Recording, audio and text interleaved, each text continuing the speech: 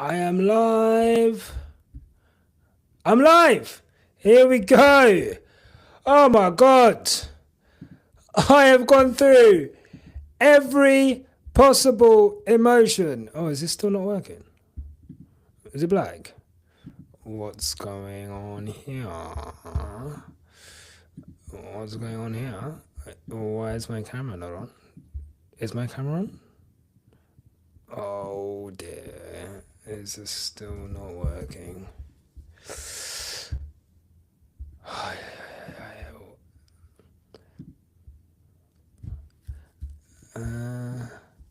What's going on here?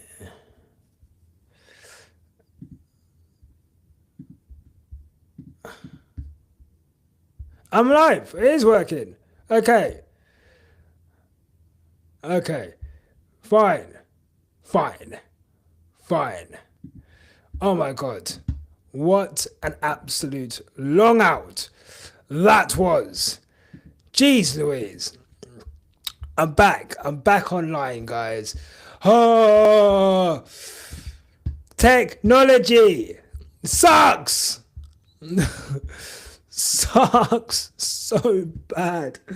Oh my God.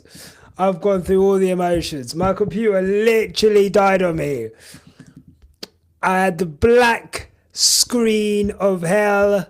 I don't even like, I just honestly, I literally had to do so many different things to revitalize my ting just now. It's the link that I've got. Yeah, cool. All the links are live. Everything's back.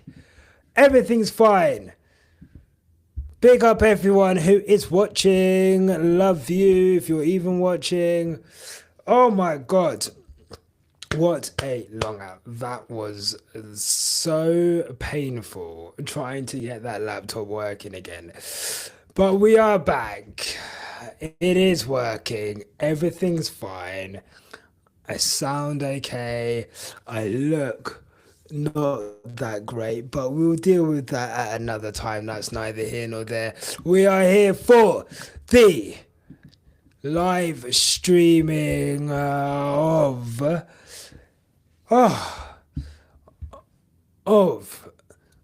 the testing afternoon session. I've missed literally about wow, it's only 2.5 hours left. I think I've missed about half an hour trying to sort that out. So I'm like a little bit behind. I'm just looking at Lando now in his car. For those who want to sync up with me, I'm on 2 hours 24 minutes. If that makes any difference to you. And yeah, geez Louise, what a day. What a day, what a day, what a day. But we're here, we're out here. Everything is blessed. Let me just fucking live on YouTube. Yeah. Let me get the thumbnail in. Oh my God, what a day. So looking at the leaderboard now from where it was for me just before I left. So just before I left, oh God, they'd hardly done any times whatsoever. We've now got, from what I can see, Russell, wow. Russell top. Claire done.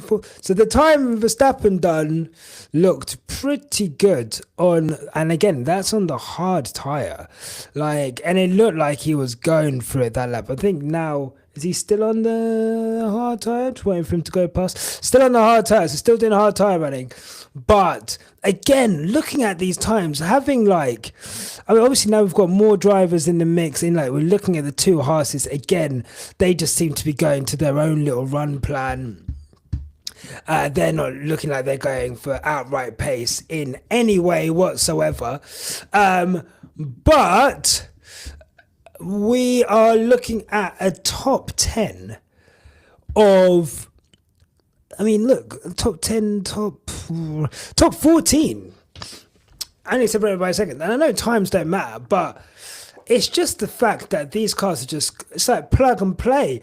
Out the box, new cars already straight away, race distances for everyone, and pretty much consistent lap times between everyone on the same tyre. And again, ooh, Max going a little bit wide there. So yeah, I just feel like, again, it's impossible to know.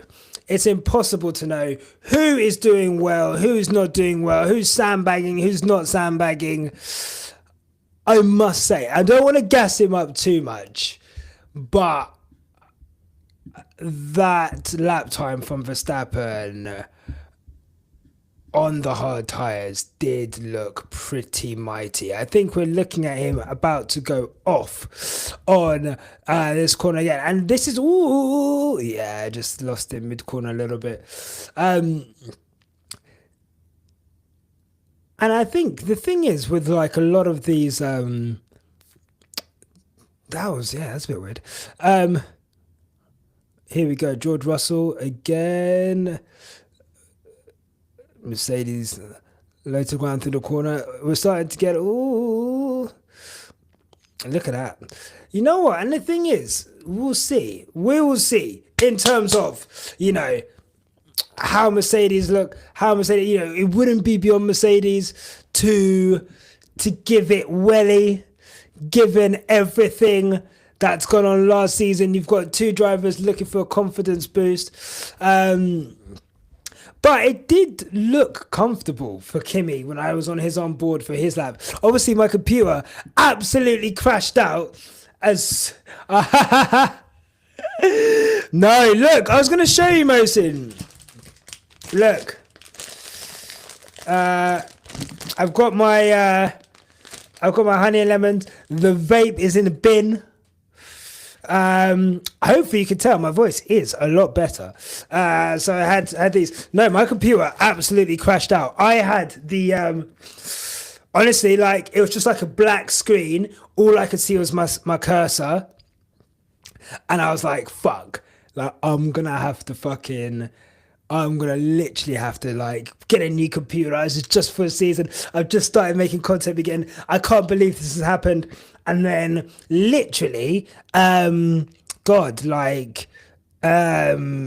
was looking at an article. How old is this article? Let me see if I can get this article up. This article is from 10 years ago. 2014 on apple.com, on like their forum, and someone literally described word for word what to do, and I was like skeptical. I was like, oh god, obviously my MacBook's a bit newer than 10 years old, and yet literally worked perfectly straight away. Everything just came back on. So I was like, fuck, so happy. So happy. I was absolutely like, oh, so scared. But also gave me enough time. I didn't actually get to eat one of these or like have one of these before I came on stream. So it actually gave me some time to have two of those.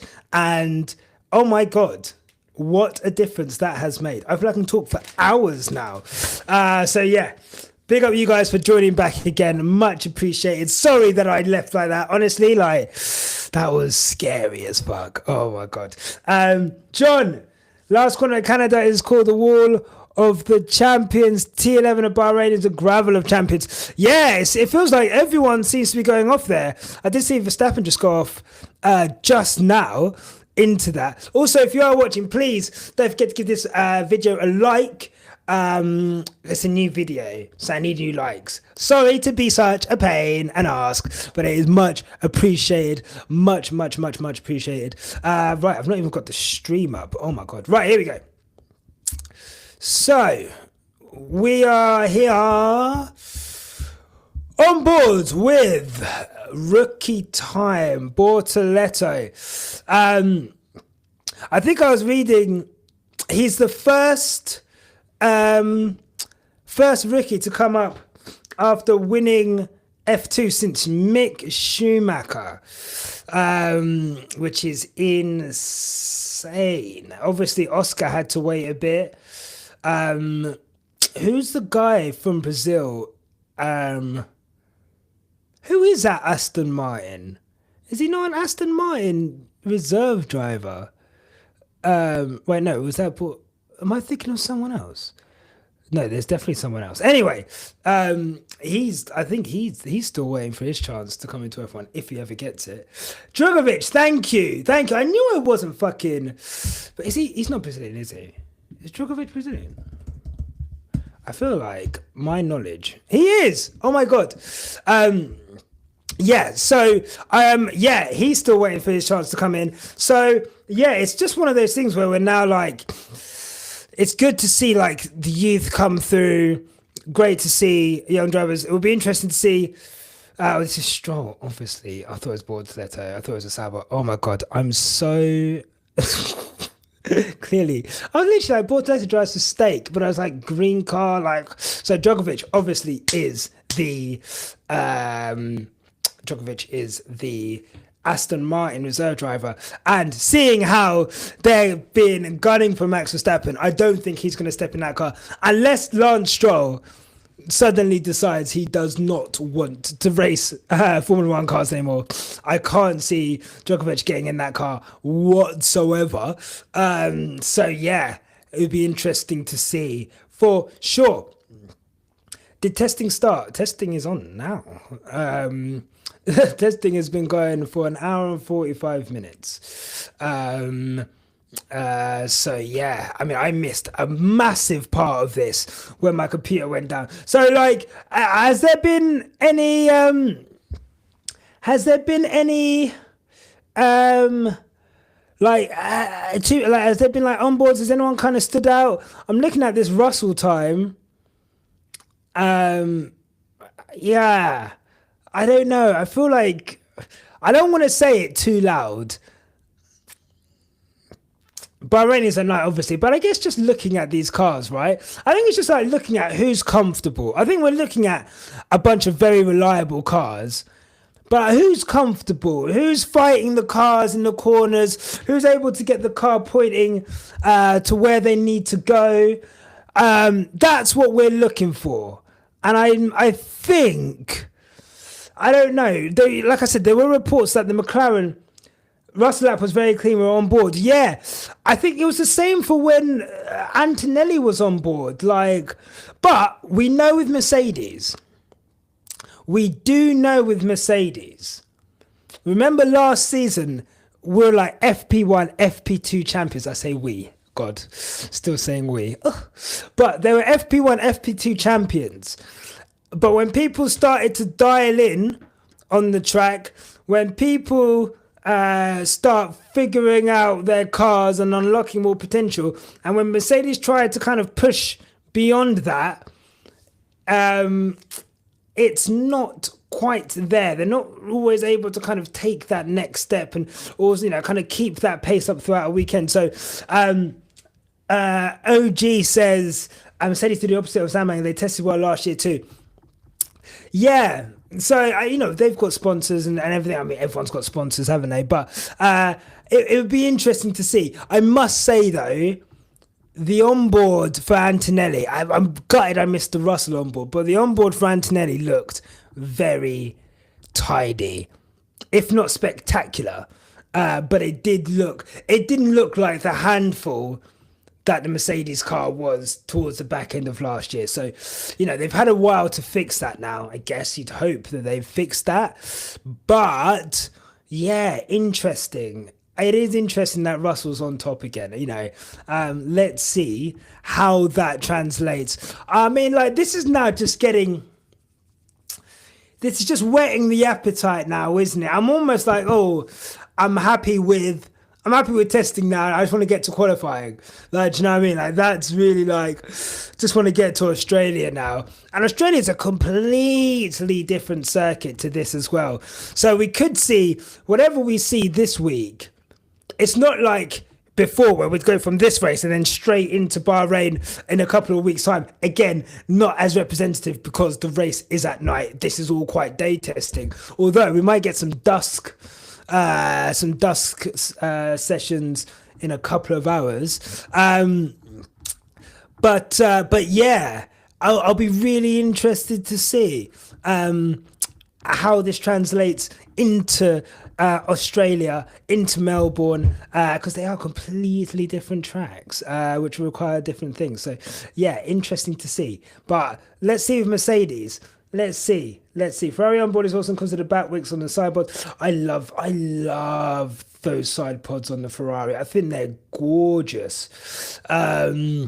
I've always loved like that Ferrari, like those how they've done the side pods. I just think I think they're gorgeous. Russell can always put in a good qualifying like that, but not consistent. That's what he needs to be this year. He's a team leader, you know. He needs to be there, race after race after race after race. Not just there in qualifying, not just Mr. Saturday, but Mr. Sunday as well. And to be fair to him, back end of last season, I'd say he's probably the most consistent I've seen Russell. But God, I'm looking forward to seeing him without the whole Lewis Hamilton thing and being favoured. And, you know, it'll be interesting to just see him against a teammate where they're both given a fair crack of the whip and how he responds to that and whether like Kimi's up to that challenge. And we'll see from there. I just feel like everything with Russell last season, I couldn't really get a handle on it because of everything that was happening with Lewis Hamilton and the lack of trust we have in the team, the lack of trust that we have in George, to be honest. So I think it'll be really interesting to see just how much George is able to kind of navigate this season and again, apply that consistency into what he does. That's what I'm really interested in seeing. No doubt. Imagine someone found a magic double diffuse like Braun GP and blitz the field. God, we would have seen it by now. But that's the thing. Next season, obviously with the engines, I know they've got like the engines, they've got to be within 5% of each other or something. But it'll be interesting to see next season in terms of those engines. We're looking at bulletproof reliability at the moment. Surely next year we're going to see engines go bang, potentially, failures. I am so interested in this Red Bull powertrain engine. That is, you know what? If they weren't Red Bull, it would be commendable. And it is commendable, that they are building their own engines. But my God, I can't see them being anything other than the slowest engine by quite some distance. It could be a situation with Red Bull, same way as it was with Renault in the years between Renault and Honda. So in between, once we went into the hybrid era, turbo hybrid era, and before they went to Honda, it could be that, but they'll have no one else to blame for engines going bang, failures, not having enough power whilst having all of the downforce, but not having enough power. That's really how I see the future for Red Bull. Unless these guys have managed to build an engine from scratch that is competitive with the likes of Ferrari and Mercedes, which is something I just cannot see. So again, this then puts even more. How would you describe it? This puts more pressure on them in terms of keeping Max. I can't see them doing it. Who do they then go for after that? Probably one of the McLaren boys, Lando or Oscar, and then go from there. But it's an interesting one. Probably Oscar, maybe because of his links to Mark Webber and Red Bull. But God, next season testing is going to be fascinating. Absolutely fascinating. I need to get F1 TV up because there's no times currently, so I don't know who is actually top. 2 seconds. You say Charlie's gone top.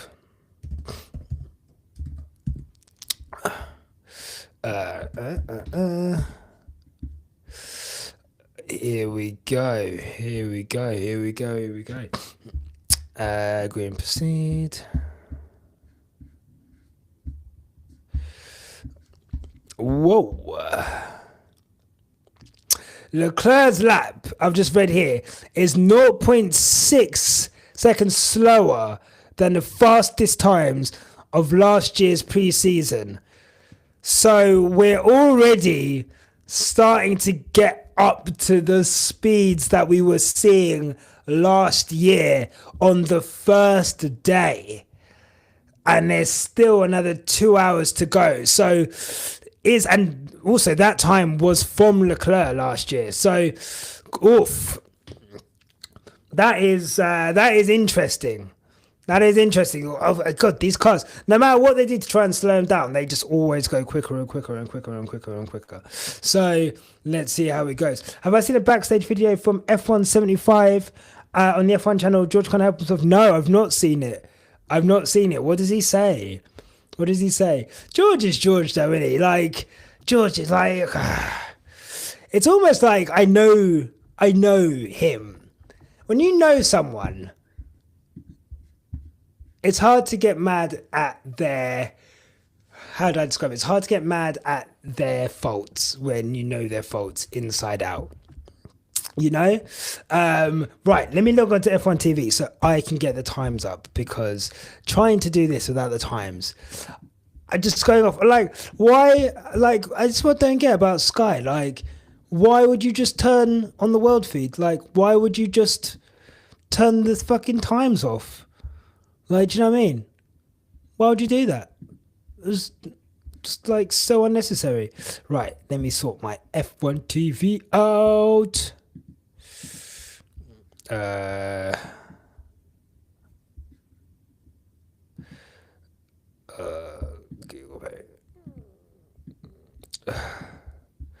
Sorry, I'm just logging into my F1 TV.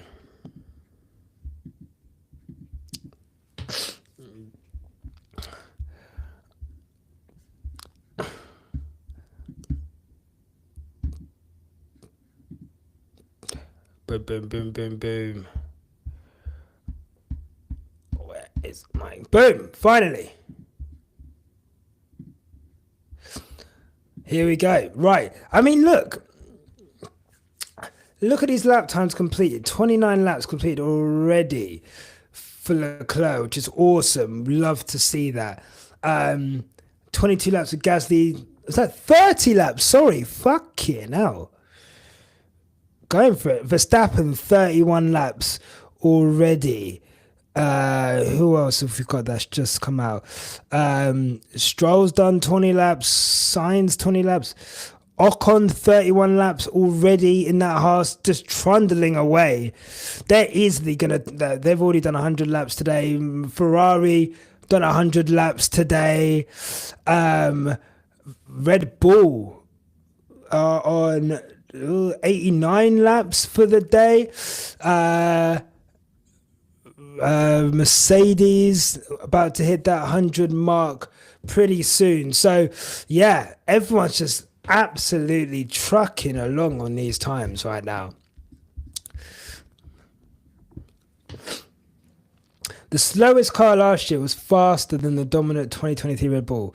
Insane. I find that just fascinating. I love that about F1, yeah. Like, the rate of development is like, was mad. Like, it's mad, like, all the fucking time. Like, and just to see the rate of development is just like, honestly, like, I'm in awe of this sport all the time. Timings are back finally. Yeah, no, I've just seen them. Thank you very much. It's just like, yeah, like, let me see if this one moves. And I feel like this season, if look, we've only gone by the first day, right?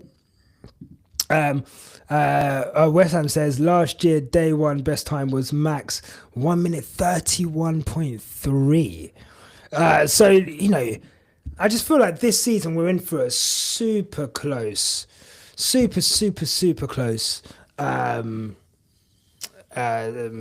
super close season. You know, everyone seems really close. Everyone seems really close. Everyone seems really. We're not seeing like massive offs. We're not seeing cars break down. And yeah, I just don't. I can't see anything other than a really close season. Like, and that's great. Like, the closer the season is, the more entertaining it is, and the more people who can win races, then obviously like the less predictable the title is going to be. I don't know if McLaren are going to have it all their own way. You know, I don't think they will. So it's going to be interesting, especially with Ferrari with two drivers that can win, especially with McLaren with two drivers that can win. George and Max. What's that? 6 drivers who? George and Max. That's like 6 drivers who you would expect to be able to fight for wins week in, week out.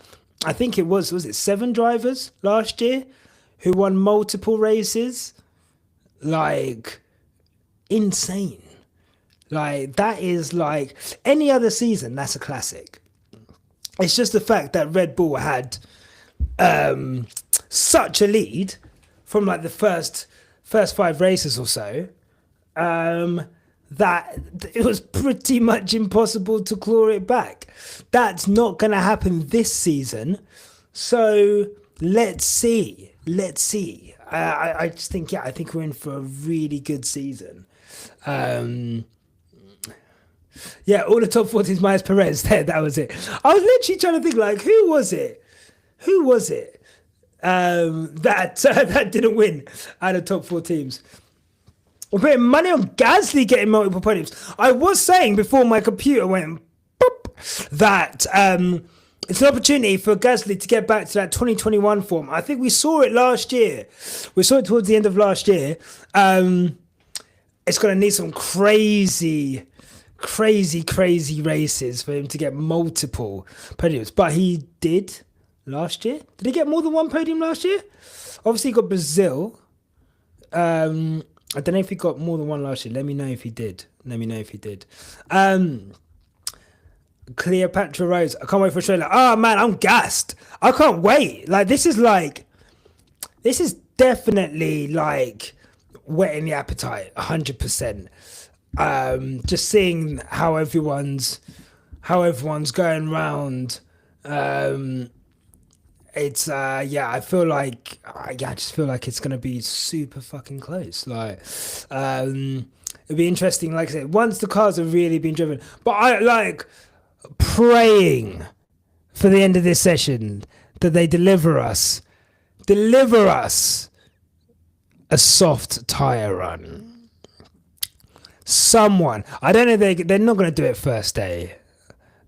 They're definitely not going to do it on the first day. But like, oh God, imagine if someone just stuck on some softs and just like, fuck it, we're going to do it. We're just going to go for it.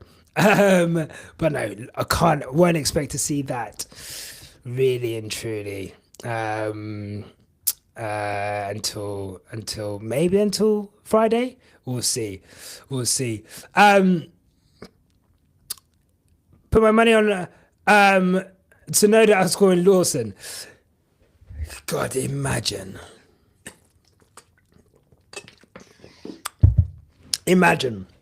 They still won't put him in the team.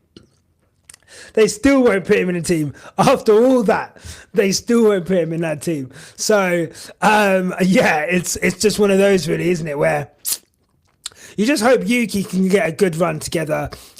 He started the season quite strong last year. So I think if he can do that, and Lawson has... Look, if Lawson has the types of struggles, it'll be interesting to see. Is it going to be like a Daniel Ricciardo, Oscar Piastri situation where, you know, Oscar comes in, makes light work of the adaptation phase to that car, and then go from there. Sorry, I saw the app. I saw the little thing on your comment right now. I was like, is my computer fucked again? Um, and so yeah, I think it'll be interesting to see whether Liam Lawson has that same kind of like ability to go into that car and kind of prove it to be all of Checo Perez's. Well, the thing is, it's not just Checo Perez. It's Checo Perez, Alex Albon, Pierre Gasly. All of these drivers have struggled in that Red Bull car compared to Max Verstappen. So it would actually be running more to form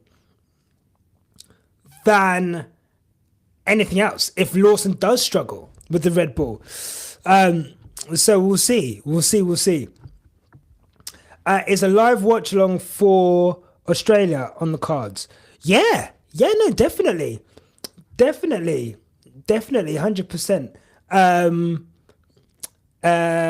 Definitely. I think I would like to do that. I'd like, Lord willing, like, touch wood, my laptop doesn't go kaput. But yeah, I think I'll definitely. I'm looking to do a live race, watch along every race. Bahrain, I might not be around because we might be doing a live get together thing in London, like a free live get together thing in London. Just finalizing those plans. I'll have more on that next week. But yeah, Bahrain, I might not be around. There was another race that I might not potentially be around for. I think, no, Emilia Romagna Grand Prix I'm around. So yeah, other than that, we'll be doing, yeah, we'll be doing it all, and I just, until I get a job. I'll be doing this like quite a lot. Practice likely not to be doing once I do get a job, but definitely qualifying Saturdays and Sundays will be going live as much as possible on race days. And then obviously, yeah, really and truly want to do the podcast on Sundays to basically try and get some kind of I can't remember what I was just saying. What was I saying? Oh my god. Don't do drugs, kids. Oh my god. What was I just saying?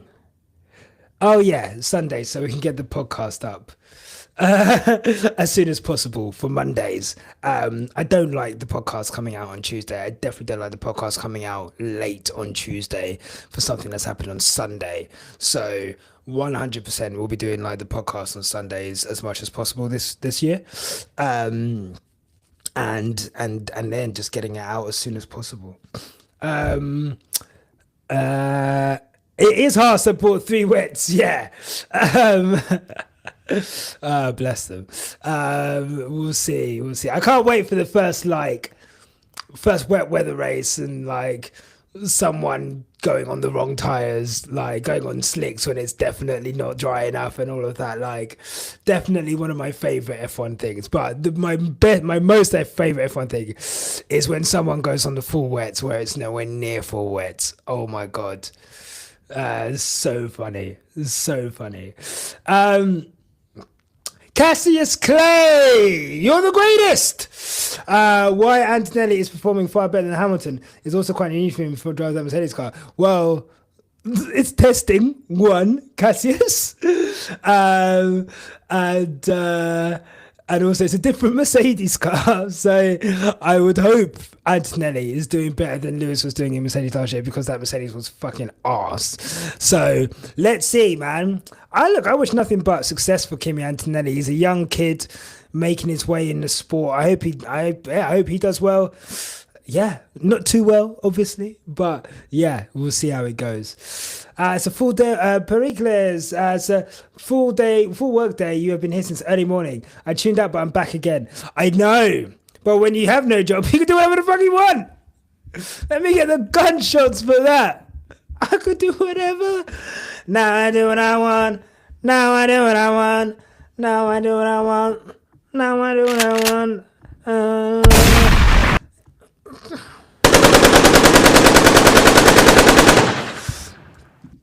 Do whatever I want, mate. But thank you guys for joining me. Thank you for joining me. Much appreciated.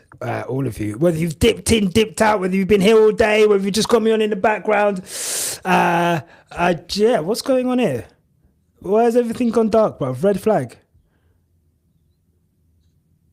You know what? Maybe it was the gunshots. maybe, maybe it was the gunshots. Power outage on track. Wow. This sport. Where was it? Where they couldn't go on track because was there a power failure and they couldn't run like something? Was it America? I can't remember where it was. Where like last season, there was like a really weird. There's a really weird reason why they couldn't go out on track for ages. But yeah, 100%.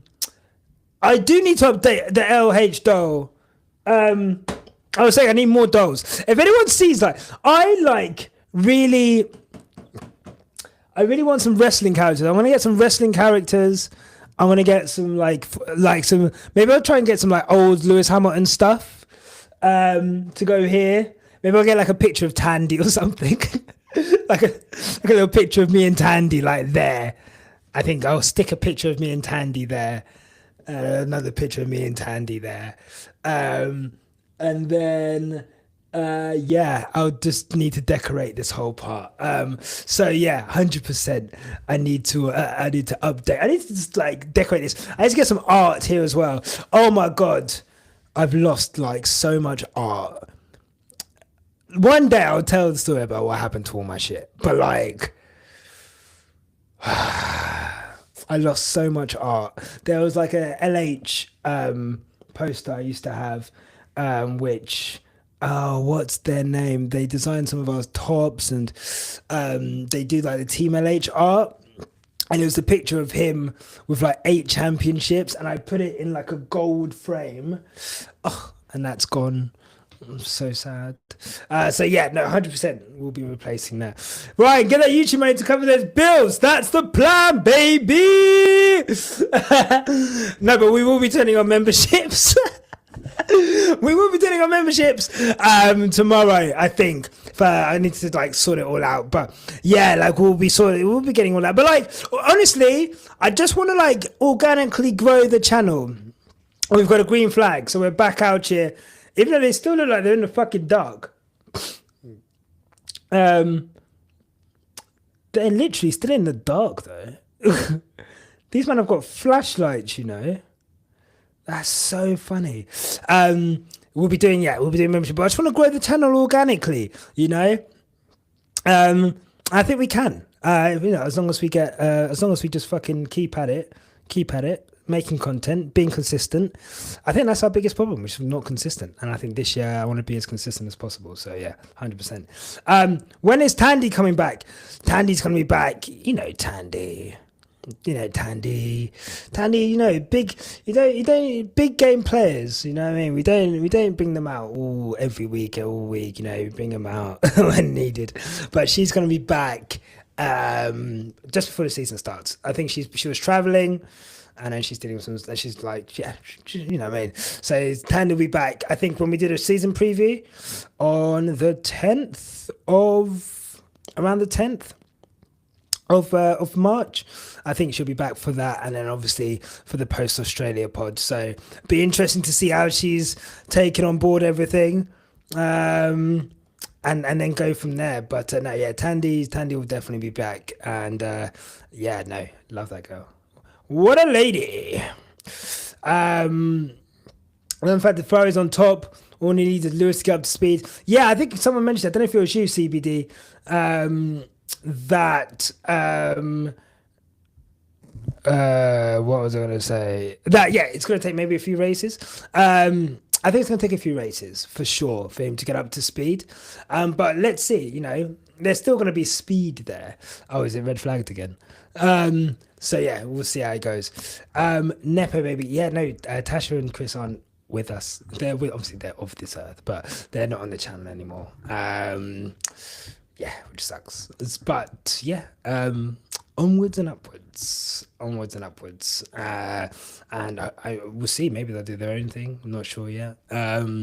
But yeah, it would be at the moment. He'll be getting a lot of me. There'll be a lot of me essentially, and then we'll be going from there essentially. Get McLaren Lewis Hamilton merch on there and a picture of you and Tandy. Yeah, definitely. I think try and get some McLaren Lewis Hamilton merch. That would be good. Like some old school. If I can get like an old school vintage doll or something, vintage action figurine, that would be cool. Yeah. So yeah, I need to print off some pictures. So I need to print off a picture of me and Tandy for here and here. And then get some art here. Maybe like just like art all over here. And some figurines for like the in-between bits there. Boom. Done. There you go. Jobs are good and Bob's your uncle, Fanny's your aunt. That's a cool shot, isn't it? Who's that? Is that Charlotte? No, MoneyGram. That is Ocon. There you go. Ocon with the phone out. That shot of him in the red is really cool, though. It looks like he's like maybe he's like an evil character in the new F1 movie, going to the dark side. Like, oh yeah, really love that shot. Really love that shot. Thank you guys for tuning in. Wow, I can't believe we're just out here now. Oh, it's more George Russell. Of course, George Russell's near microphone. Let's hear what he's got to say.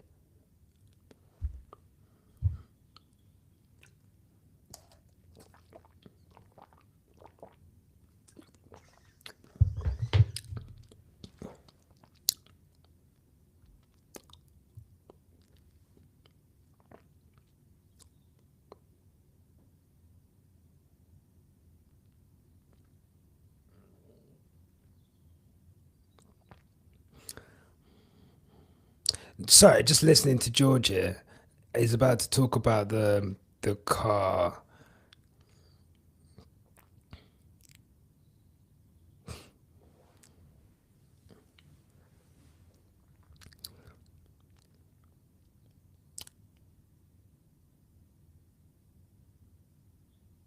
Yeah.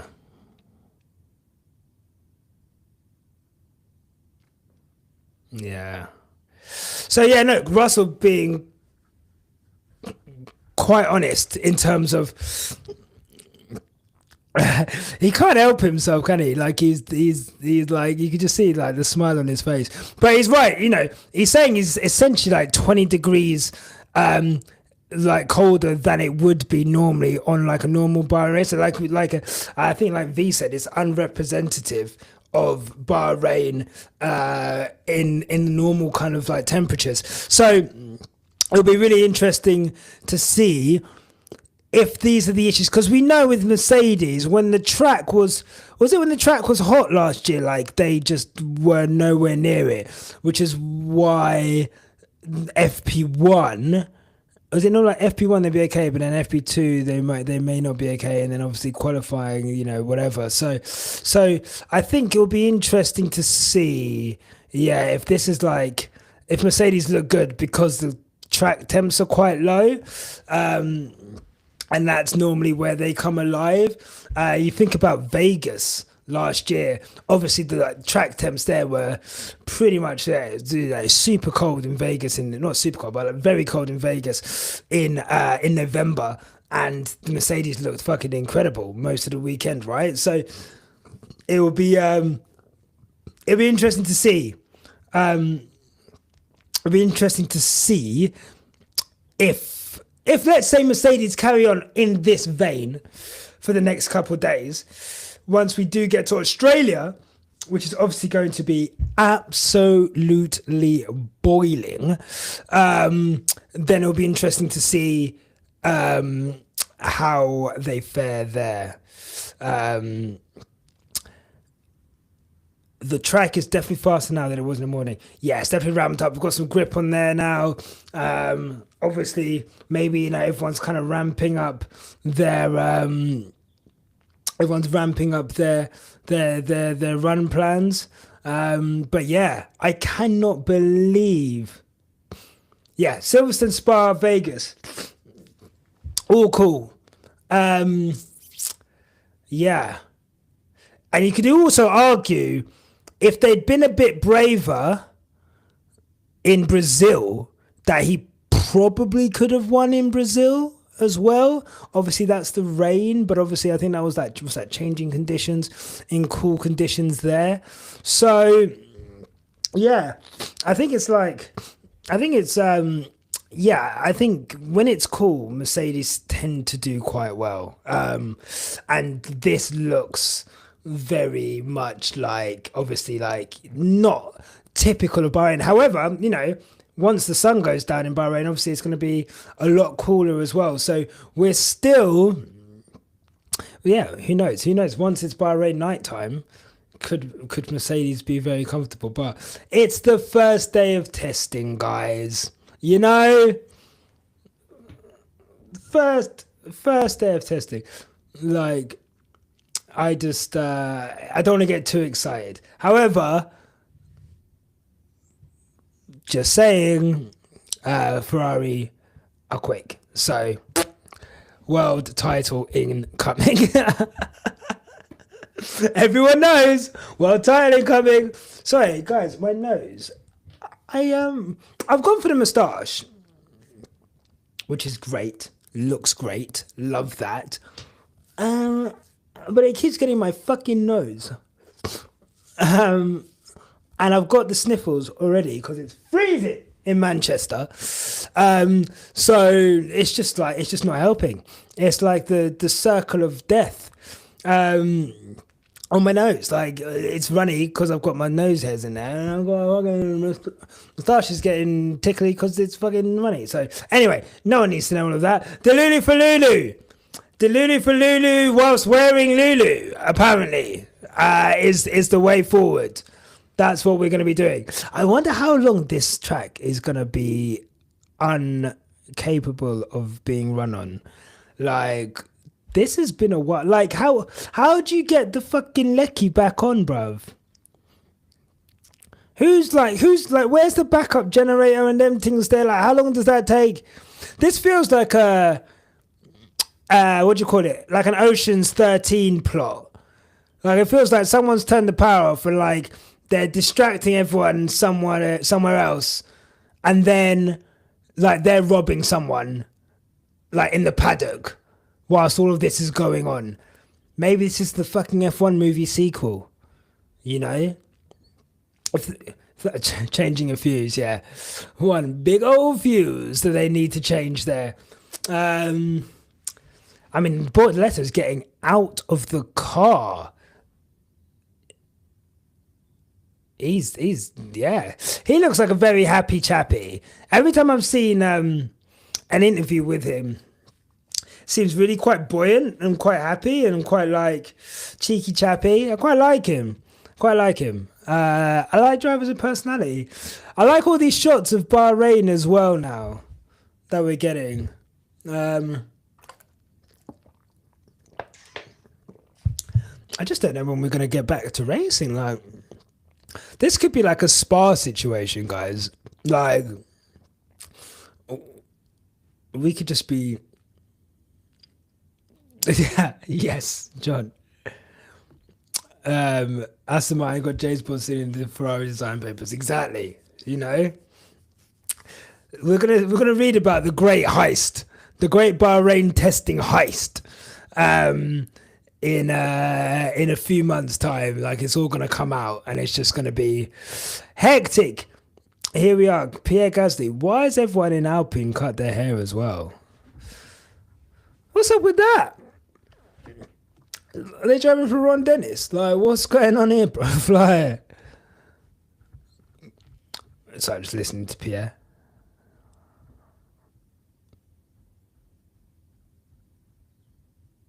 Looking forward to this. I know.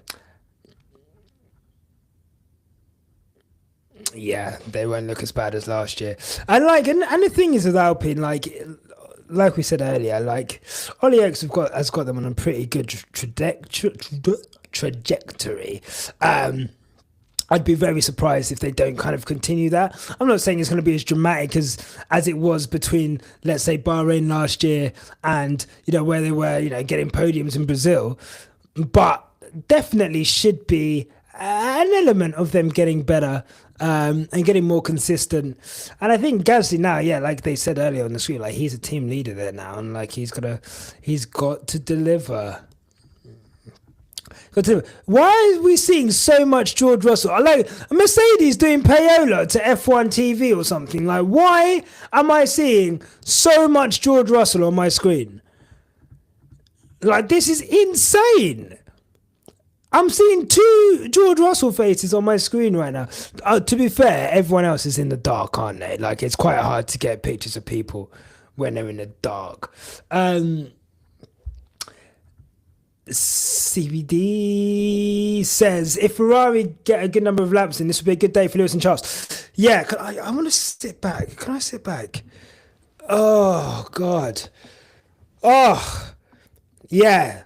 Yeah, no, definitely. I think like, they've already done so much Woody on the screen. You would think they're watching Toy Story, right? They're making another Toy Story, by the way. I was like, guys, leave it alone. Leave it alone. It's enough. How many more tears do you need from me, man? Honestly. But yeah, like, what was I talking about? What was I talking about before I read that? Oh yeah, Ferrari. They've already done 100 laps today, which is good by all things considered. I think Charles was around 30 something laps by the time we had the red flag. This Pierre Gasly trim is awful, man. What is this trim? Has he gone to Turkey? He must. I don't even think he's gone Turkey, bruv. What is that? He looks like I don't even know how to describe it. He looks like he's like when you wear a wig backwards. Okay, let me show you what Pierre Gasly's trim looks like. So when like you wear like a wig backwards, yeah. So that's forward. So that's what Pierre Gasly's trim looks like. Real fucking talk, yeah. Like if I shave that down, that is literally what Pierre Gasly's trim looks like. Like what are we? Who is doing his trims? He earns too much money to be looking like that. Anyway, let's look at this onboard from. Look at that. No more wigs. No more wigs until tomorrow. I don't even know when I'm going to have time to do. Am I going to do a new show today? God, it's a lot. Probably not. I'm going to have a nap after this. Here we go. 9 and 10. Looks good. Looks good. Really good. 10, 11, where everyone's been getting caught out. Ooh, yeah, I was going to say understeer again.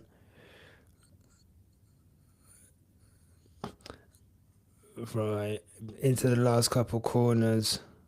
Oof. Yeah, not bad, not bad.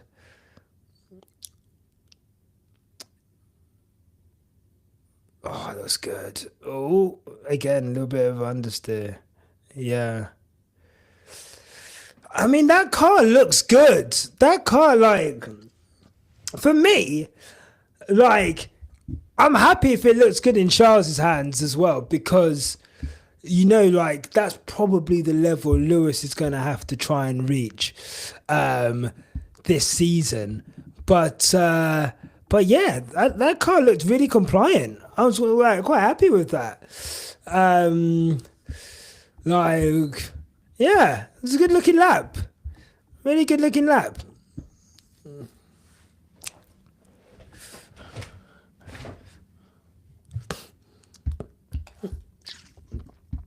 Red flags. Like, this is insane.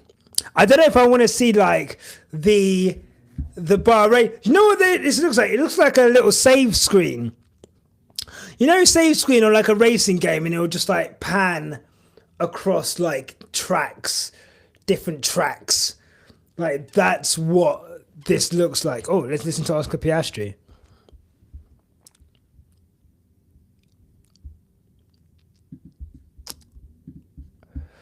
Says it's been tricky.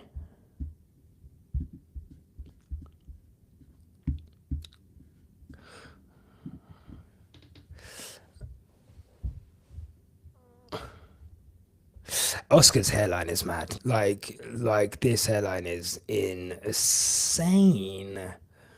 He like it's I don't even know. Like I don't even know. Like what is I? How do you quantify that? I don't know. Like do you know what I mean? But he's done well to style it out with the curtains. Like do you know what I mean? I like that. That's good geometry right there, bruv. That's real good geometry. Oh man, I need to sit back. I've been in this chair for fucking ages. Oh, I need a more comfortable chair. 100%. Next purchase, a better chair. Um, but yeah, McLaren don't seem as like imperious as you'd expect them to be. Everyone's kind of like, I think a lot of people are like backing them to get like to get double championship this year. I don't think they've looked as dominant, I guess, as you would think they might be over everyone else today. Doesn't feel like it's been as smooth as they want it to be. So yeah, interesting to see. Bortoletta's getting back in the car. There seems to be lights in the garage. Here we go. The lights are back. The lights are on. But you're not home. You're mine and not your own. So yeah, the lights are back on. So hopefully we should be getting some fucking testing back on soon. How much time we got left? We've got another hour and a half according to my clock. And then we'll go from there. Thank you to everyone who's watching on the first day of testing. Look, even we had some gremlins. Even we had some gremlins today. Do you know what I mean? But we're back out here. We're back up. Ali says, I've seen enough. Total number 8 incoming. Amen. Let's get the gunshots for that. Don't piss me off. Huh? Don't piss me off. That's what I want to see. The Lulu for Lulu. Were you happy with the lap from Charles? I was really happy with that lap, actually. They're saying it's raining. Fuck off.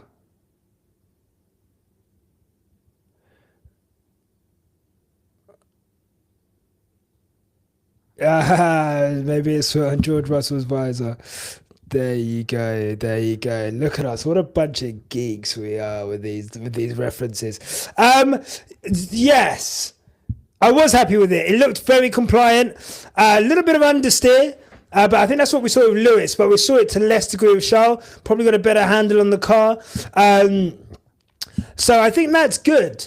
I think that's something that can be overcome. I think what can't be overcome was what Lewis was dealing with last year, which was like a car which can't even stay on the fucking road. Like, do you know what I mean? So I think for me, I'm pretty happy with what I saw from Charles's lab there. Clearly pushing. And I think for me, that's it's good to see the car just stable. It's good to see the car reliable, considering, they say it's 99% different car. So for them to get as much data as they've got on this car, especially with regards to like the suspensions and so forth, obviously very important considering the ride heights needed for this era of car. Yeah, pardon me. Yeah, I think it's pardon me. I think we're in a good place. I think we're in a decent place. I would say like to be fair though, every car, like, the Leclerc's car looked good. Antonelli's car probably looked a bit more compliant, but it was slower. So, again, we don't know the engine mapping. We don't know the fuel levels on there. We don't know the type of downforce and whatever these guys are running. But yeah, I think it'll be interesting to see. As we go on today, we've still got an hour and a half left. So you'd expect there to be a decent amount of running left, decent amount of times. Lewis got up to 70 laps, which is pretty much what race distance and plus a stint. Race distance is what, 57 laps. So we'll see. We'll see. What's up? Says gunshot for each title. Let me see how many's in the chamber for the AK. Hold on.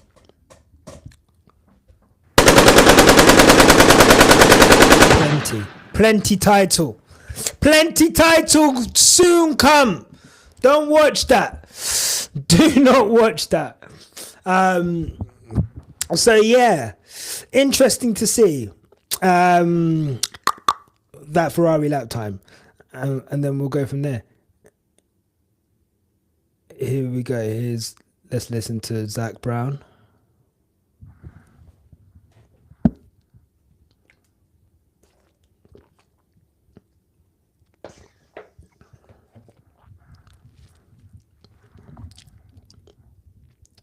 Zach Brown says he's not expecting any changes in the pecking order due to the flexi wing thing.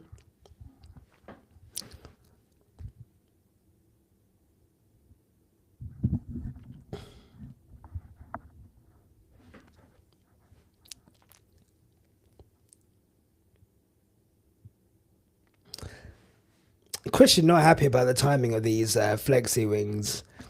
Is he at all?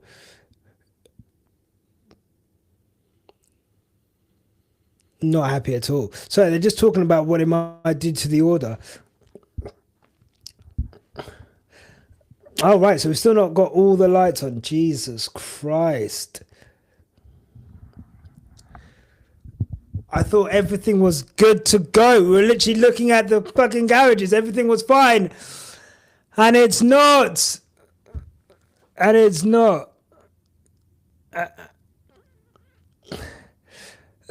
So there, half the track is actually dark. Jeez Louise. What a joke. If you are watching, thank you for watching. I appreciate you so much. Welcome to Quickstop F1. If you haven't already, make sure to give the video a like.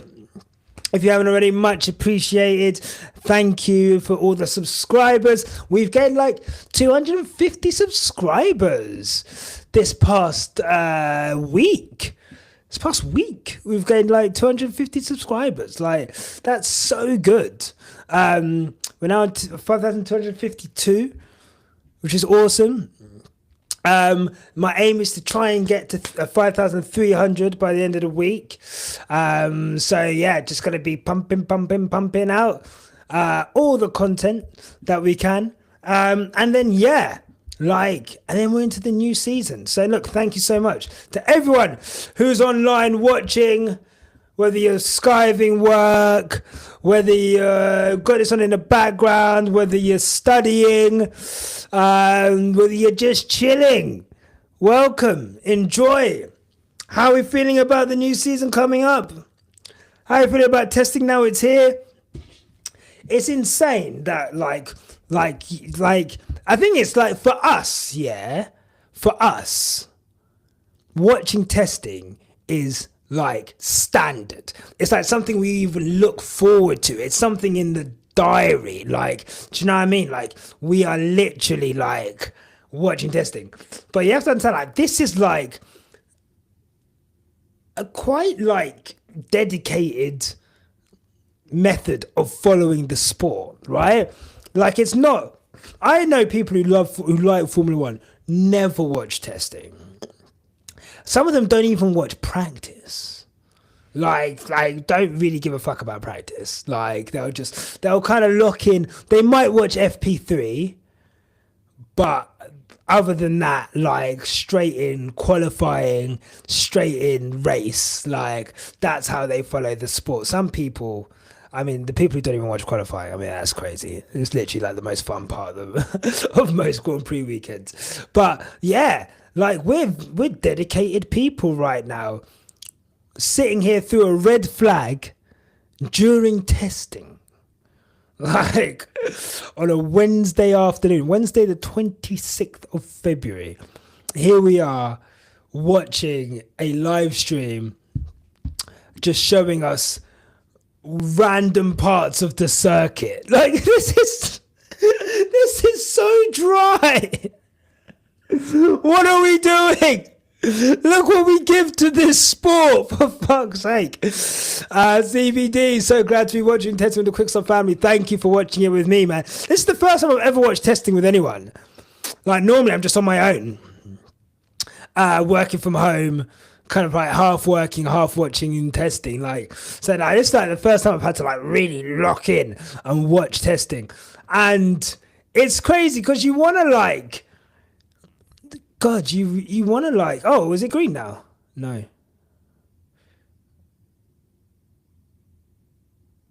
Look at that.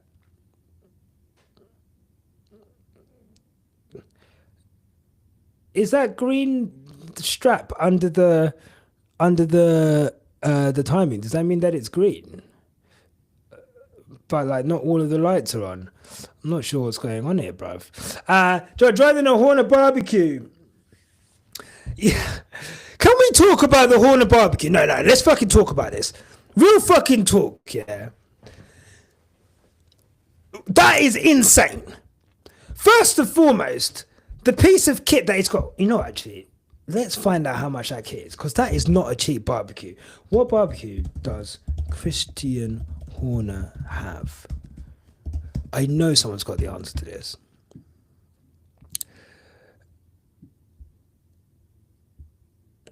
But like, okay, like, what is that? What is that fucking? Like, I need to find out how much it's. I think I found out like last year when it came out, and like, it's an expensive thing because you've got like the coal in the middle, and then you've got but then you've just got like a hot plate all the way round for like searing. And every single piece of meat on that fucking... It's insane! Like, oh my God, do you know what's more insane? Do you remember? It's got steaks of like lamb, what must be lamb steaks. And he's just slapped a fucking sprig of rosemary on there. Like, what does that even... What's that gonna do? It's not even like he's basting it and then rubbing it on. It's just got a dry bit of rosemary. Oh my God. I would be so offended. It looks like it's red again. I'd be so offended if I went to Christian Horner's house. I mean, look, it'd be a lot for me to go to Christian Horner's house, let's be honest. But honest to God, that barbecue was insane. Insane. Why would you even... Like, not... There's whole mushrooms on there. Just whole mushrooms. Big oyster mushrooms. Or big button mushrooms. I don't even know if they're oyster mushrooms. They're not oyster mushrooms. They're just fucking... Big button mushrooms. There. No fucking seasoning. Cut up courgettes. no seasoning. Peppers, no seasoning. Steak, no seasoning. Burgers, no seasoning. Chicken, no seasoning. You're not a performance athlete. Yeah, you don't have to watch. Sorry. I'm just like, we're losing viewers as I'm talking about that, and I'm sorry, but like, that barbecue was insane. Like, I would probably end up just taking over that and just like cooking for everyone and be like, show me your spice cupboard. How you got a spice cupboard? You've got no spices on your barbecue, bro. Like, that's insane. Insane. Here it is, everyone's favorite Jos Verstappen with a little Twix. That's what it looks like. Was it a Twix? Was it? Oh, what kind of chocolate bar is Jos Verstappen? 5K, thank you for a similar grill. It's not a cheap piece of fucking kit, that, at all. That is a like expensive bit of kit. I've been looking at kits. I've been looking at smokers actually, and then I was like, you know what? You don't need that. To get like what I really want is a Weber. Weber. I really want a Weber. Like, that's, I think, my next purchase. I'm gonna get a Weber. At the moment, I've just got like a drum kind of situation, which is all right. It gets the job done, but I want like one of those round ones. We can go from there. Anyway. We're now fully into nighttime. We've kind of missed the dusk part of testing with the red flag situation. This is going to make the last hour interesting. I do wonder. We're going to see a lot of cars out on track. We've now missed a significant portion of this. It must have been about half an hour, surely, that we've lost now due to this red flag. And yeah, like, it's just getting loads of shots of Bahrain, loads of fucking pause screens. Like, what are you gonna do? I think they need to invest in generators and solar panels. What is that power? Oh, and people were worried about going to South Africa. Look at this. This is just as bad. I don't want to hear anyone talk about load shedding in South Africa when this is what we're having to deal with in Bahrain right now. Insane. Oh, that's where it's so dark. Look at it. Not to go off something, I'm trying to big green egg. That's the one that I want, John. If we're going to get into a barbecue talk, if we've got time, that's the one I want. I've seen it. That's the purchase. Sorry, is that not a Weber? Big green egg. I've seen it. You know who I saw with it first? Ceramic charcoal barbecue. Yeah. So I saw Thomas Straker have one of these, and I just like, I looked at it, I was like, oh, that looks so good. And just the fact that it's got like the compartments inside, so you can obviously get your charcoal in there, but then you get that, but then you can have like layers of shit. And obviously just because it's ceramic, the heat that is like staying in there is so much better than any other thing. So you can really, like, a little bit of charcoal goes a long way. Look, I could get into barbecuing all fucking day. If anyone has one, let me know. I'm going to pull the trigger in summer. Like, I've been thinking about it. I thought it was a Weber. So yeah, that's like the big green egg. That's precisely the one that I want. And I think summer I'm gonna pull the trigger on it. I'm not gonna lie. Because it just makes sense. You know, you look at a product like that makes sense. Like, as someone who cooks, and you can do anything on them. You can do fucking anything. So yeah. That's what I'm gonna do. So yeah, we'll see. But that's 100% gonna be a purchase at some point, and hopefully yeah, hopefully I'll be able to do some F1 videos, some of the cooking videos that I was um, talking about before. I definitely want to do some like cooking. So every race, we're gonna cook something from that country. Um, so Australia, I'm gonna do surf and turf of some sort on the barbecue. I think, weather permitting, and then we're into Japan and China, which are like really cool things to try and cook. So I can't wait to do those videos. They're going to be really fucking good. Defense attorney, why is Verstappen slow? Well, first and foremost, I think pretty sure he is. His time was on hard tires, and at the time, that was a really good time to set on hard tires. I think they were going for it on those hard tires.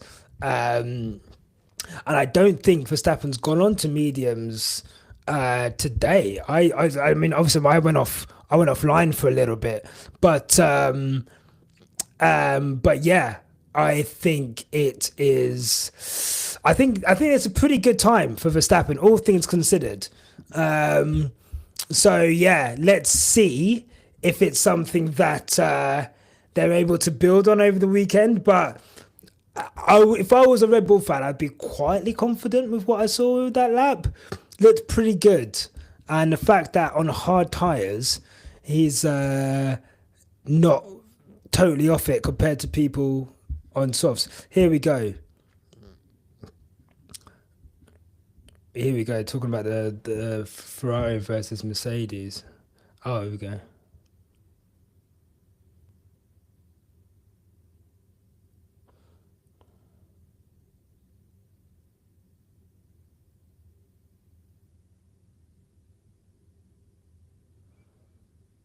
Oh, they're saying that maybe the Mercedes Ferrari had the engine up more than Mercedes.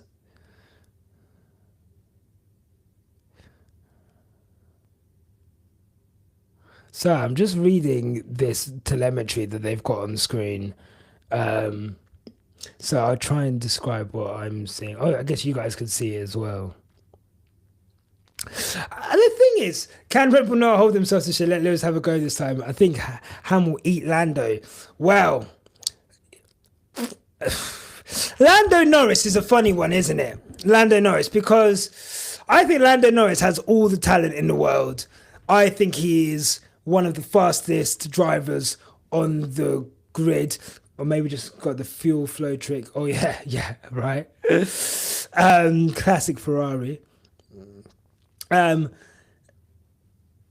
yeah, I would say that Lando Norris this season, um, Lando Norris this season could be his coming out party. I think I really think like honestly, we'll see. I think the mental issues. The only thing stopping Lando Norris from being a great Formula One driver is Lando Norris. Now, we'll see how that mental side of his grows throughout this season.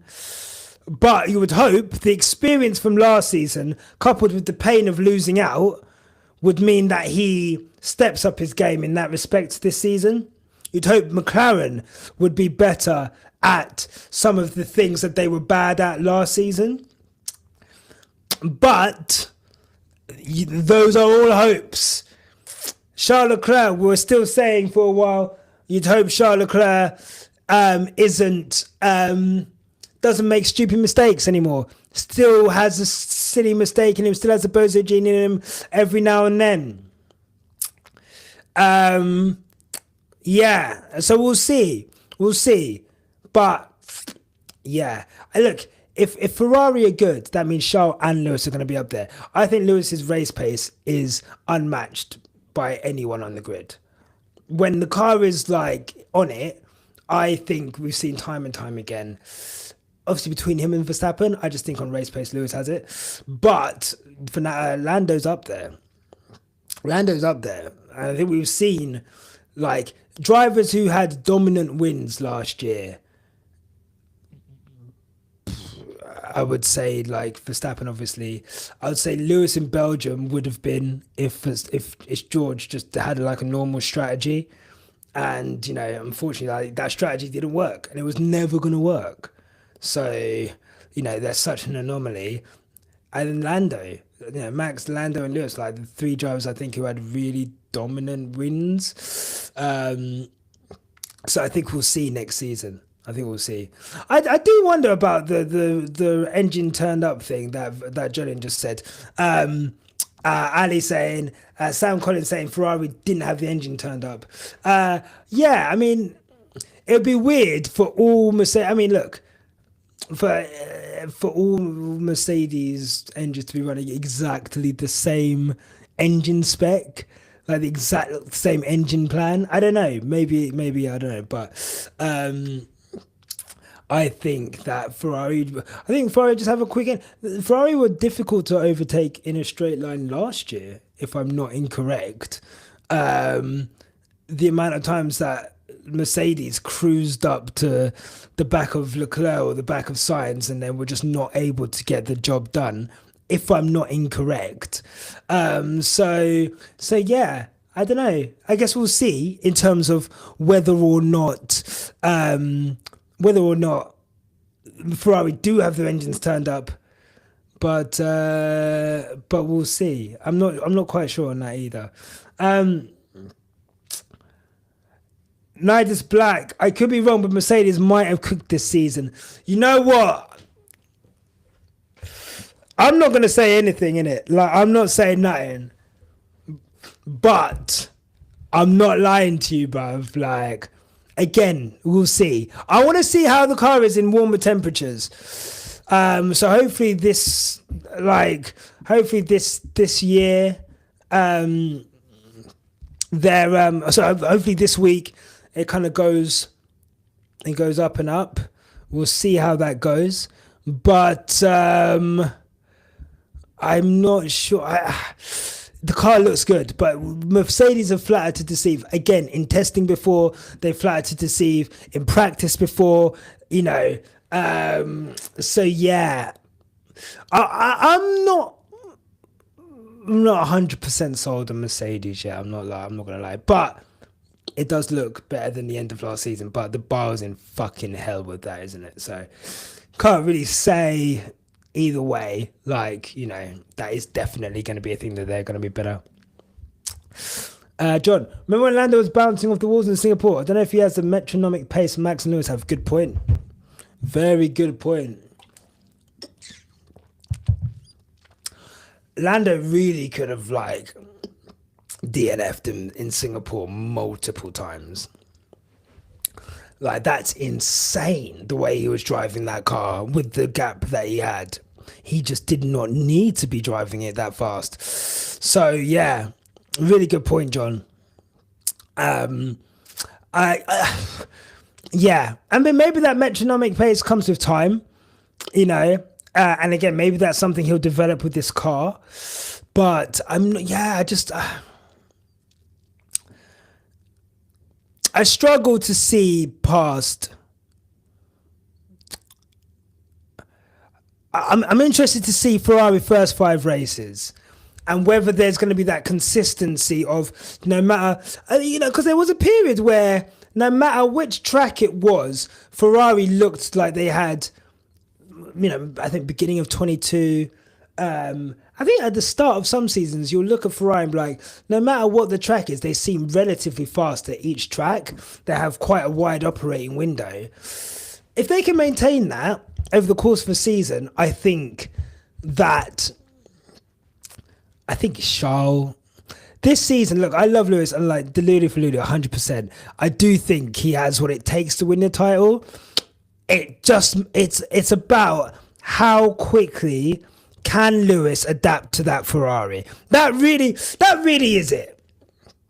That really is it. I think we all know he knows he's got some adaptation to do.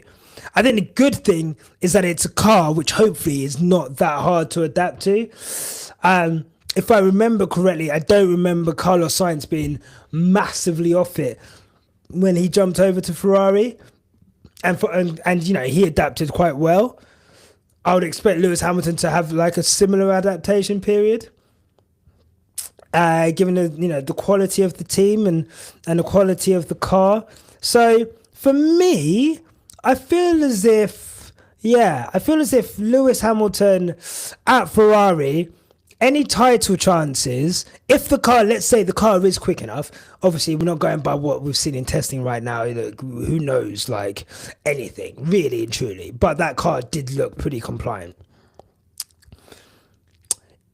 Lewis's best chance of winning the title is in those first few races. If Charles is finishing first, make sure you're finishing second or third. Make sure you're on the podium. If the car's good enough for the podium, make sure you're getting it onto the podium. If the car's only good enough for third to fifth, make sure you're getting it third to fifth. And as long as he's in and around where Charles is, where Lando is, come like once we start to get to Europe, once we start to get to like Silverstone, like the back end of the European season, just before we go to the summer break, I think there could be, a good result at Silverstone. You've got some momentum going into the rest of the season there, haven't you? So let's see. It'll be interesting to see for sure in terms of like the title, but I think that I think if Charles has a chance of winning the title, then Lewis definitely does as well. But there's so many drivers, and I think what will help Lewis is that there are so many drivers taking points off each other this season, because Oscar's going to take points off Lando, Lewis and Charles are going to take points off each other, George is going to be in the mix, who knows how good Kimi's going to be. Obviously you've got Max in there as well. So yeah, let's see how he goes. What is this? Yellow flag, track hazard. What is the track hazard? Is someone on track? Are they fixing it? Are we good to go? Oh,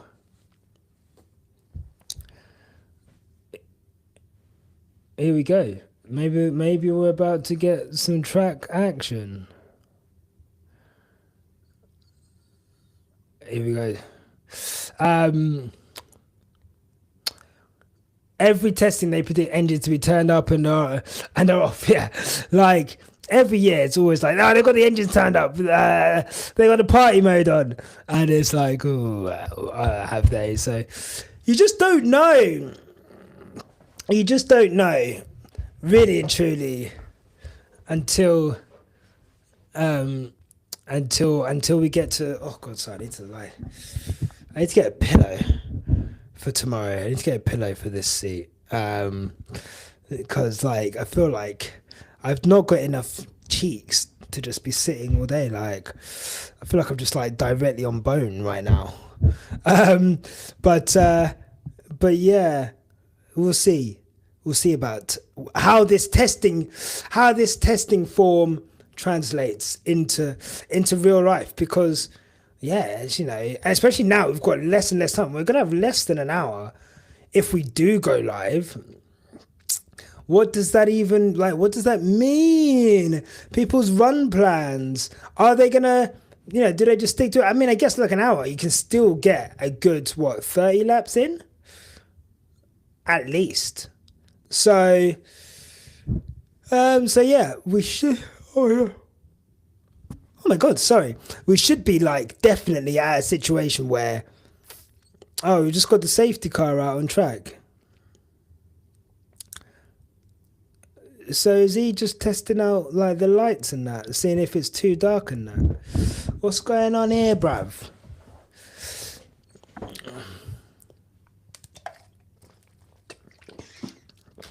How good does the safety car look in the dark, by the way? Oh my god.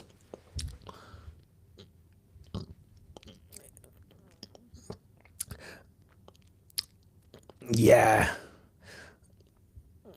100%. Sorry, 2 seconds.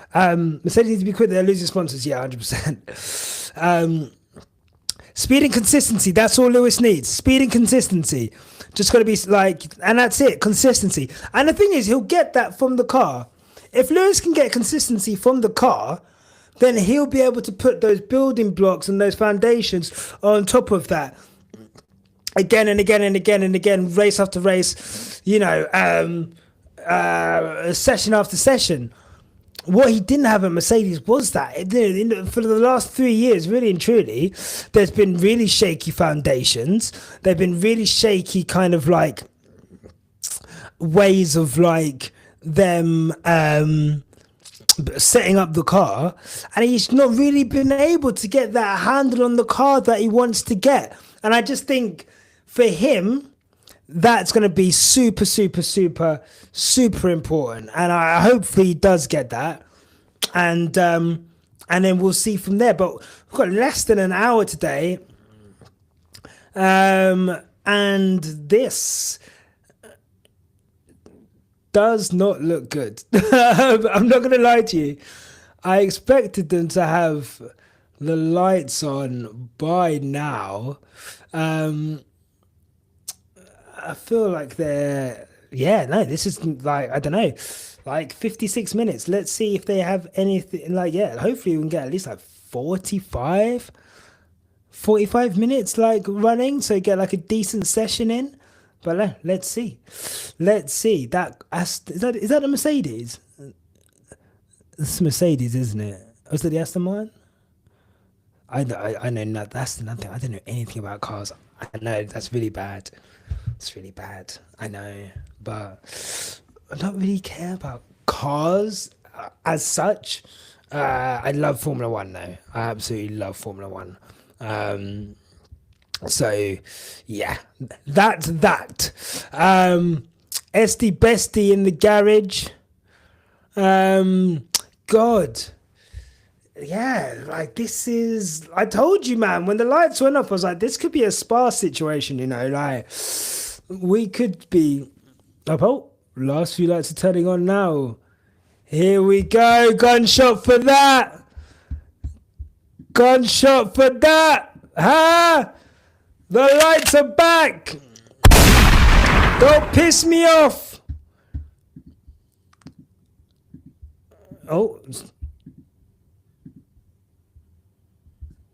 They're saying there's actual rain there. Let's see. I can't see any rain. Oh, shit. Look at the rain. That is actually there. It's actually raining in Bahrain. Wow. Is that heavy enough for Inters? Surely not. That's insane. And this is the thing as well, they go here to get consistent weather temperature because Spain's too cold at this time of year. And here's the fucking rain. Green flag! Oh gosh! Don't piss me off! Huh? We're back out here. Oh, God. I thought I was going to have to try and fucking riff through an hour with no cars on track. My goodness. I've been saved by the gods. Oh, it's red again. Oh, the fuck. Oh, yeah. I can't believe they're doing this to us. Can't believe they're doing this to us. The red flag's gone back on. God, it's so weird seeing my friend Max Fan was arguing about Lewis's nature, saying he needs to be in a happy mood to perform better. I like Max. Your opinion? Ooh, good question.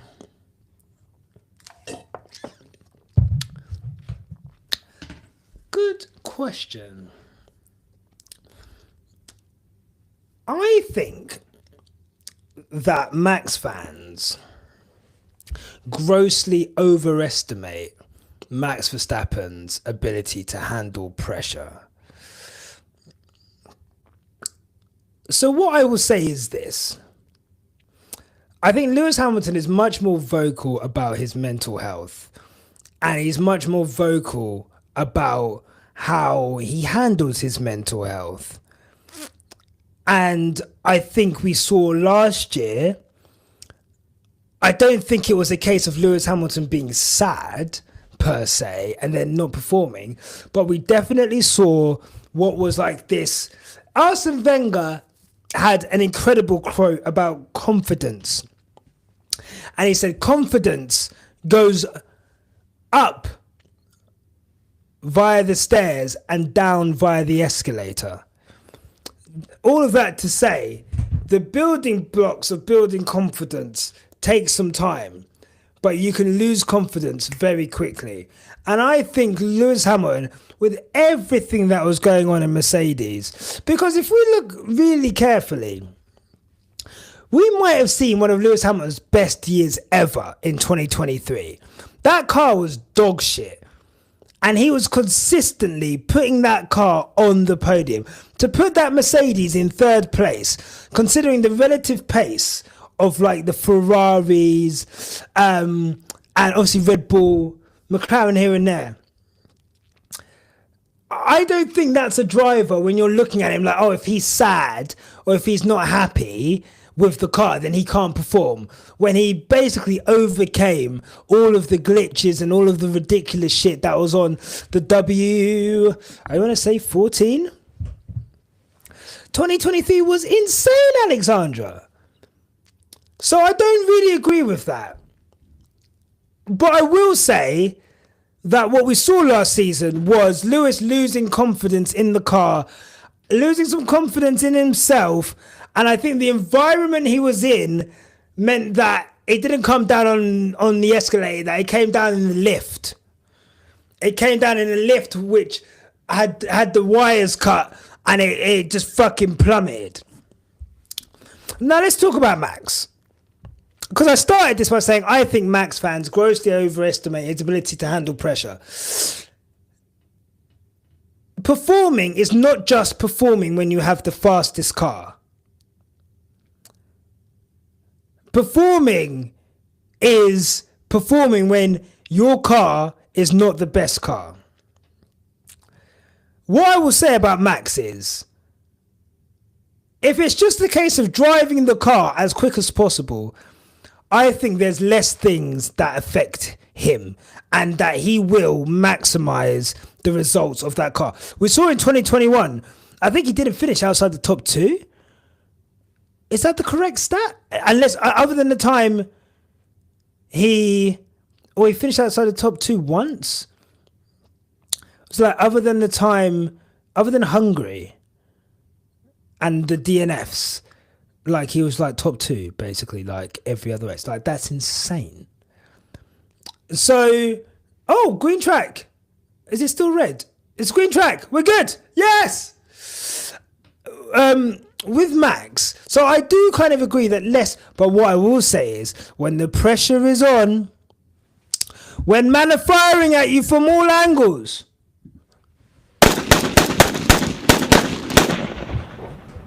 you know what I mean?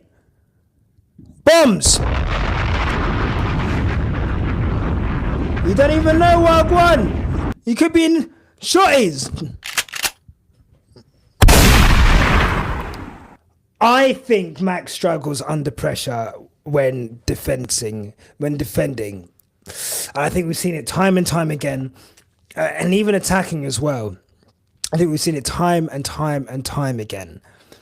And what I want to see from Max this year is, if a title's on the line and you have something to lose and someone behind you is quicker than you, can you be, I think on the first stream in the morning, we're talking about Fernando Alonso. Incredible defense, right? Can you get to those levels of defense where you put your car in the right places and you ensure that no one gets past you in a fair way? I haven't seen enough of that. I've seen too many occasions from Max where that's not the case. And the only correlation, the only constant variable within that is pressure. Pressure because of the title, pressure because of the car, pressure that is put on by a title rival. And I think that is a temperament issue. And temperament is to do with how happy you are and how calm you are and whatever. That's a mental issue. So for me, I think that's an area of development for Max. I don't, I think Max fans think he's fucking perfect. I think some can acknowledge that, that's an issue. And I think some Hamilton fans can acknowledge as well that little death spiral of confidence Lewis went on last year probably cost him a Vegas win, probably cost him, other opportunities as well. And I just think for me, to answer your question, sorry, that was a very good question, defense attorney. I think Lewis needs to feel comfortable to perform well, but Max also needs to feel comfortable, and I think they're both uncomfortable in the uncomfortable in different ways, and that's how I will end that particular segment. But that was a really good question. Thank you.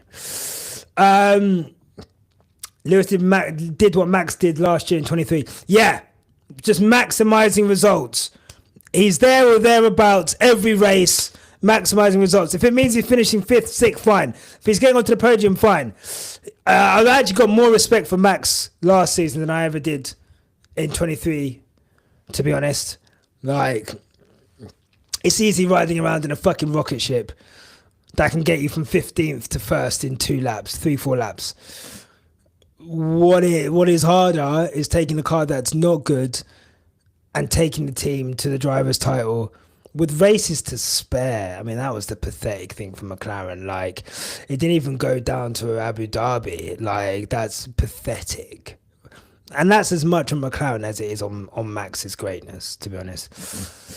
Shailene Lee says, you're right, Max loses his head when he's under pressure. Yeah, I think he does. And that's something that he needs to rectify, if we're going to be honest. I think that's something that he really does need to rectify. Mohsin, you're expecting too much from Max there. He doesn't have that in his toolbox. He's been pandered to for so long that he just loses his mind. I think last season was a wake-up call.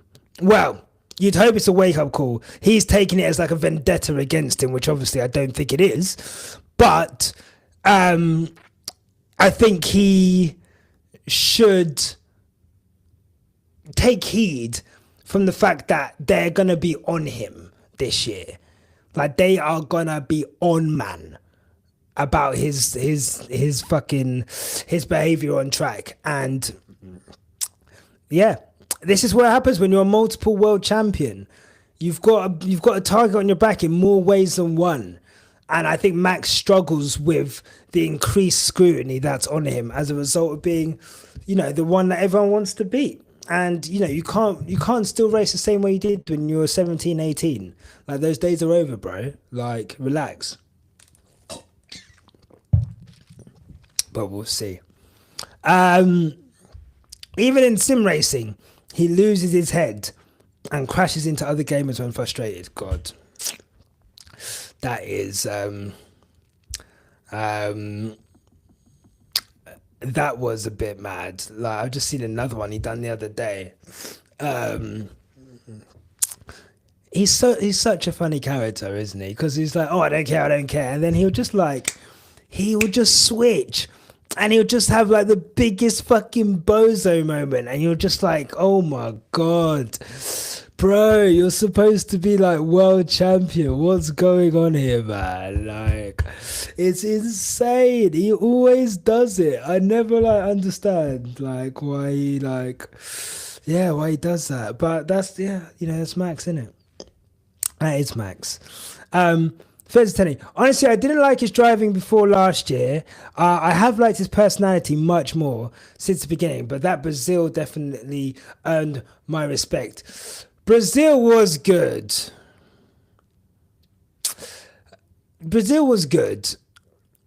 I do think people it was good. I think people underestimate how lucky he got with, was it the safety car? But you need that, Lewis Hamilton did not need a safety car in Silverstone. he also did not need a car. He also led from the front all race in 2016. Again, which I think was a great wet weather race. Britain 2008, great wet weather race. I think it's Verstappen's best drive. I think the context of what the drive needed, I think, was great. We've got another red flag here.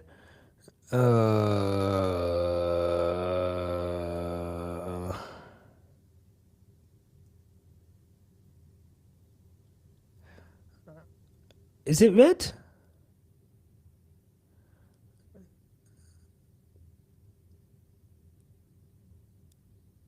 Okay, sorry. I don't know. There's like a red thing under that thing. So so yeah, we'll see. We'll see. But it's just oh, Carlitos. He's gone very wide. Yeah, I think that's the thing. Like, no one could really overtake once they got to like a car with decent pace. And I just like, yeah, but it was good. It was good. But I think, I don't want to say it's overhyped, but I think that, well, look, I will say his pace once he did get out front was scary.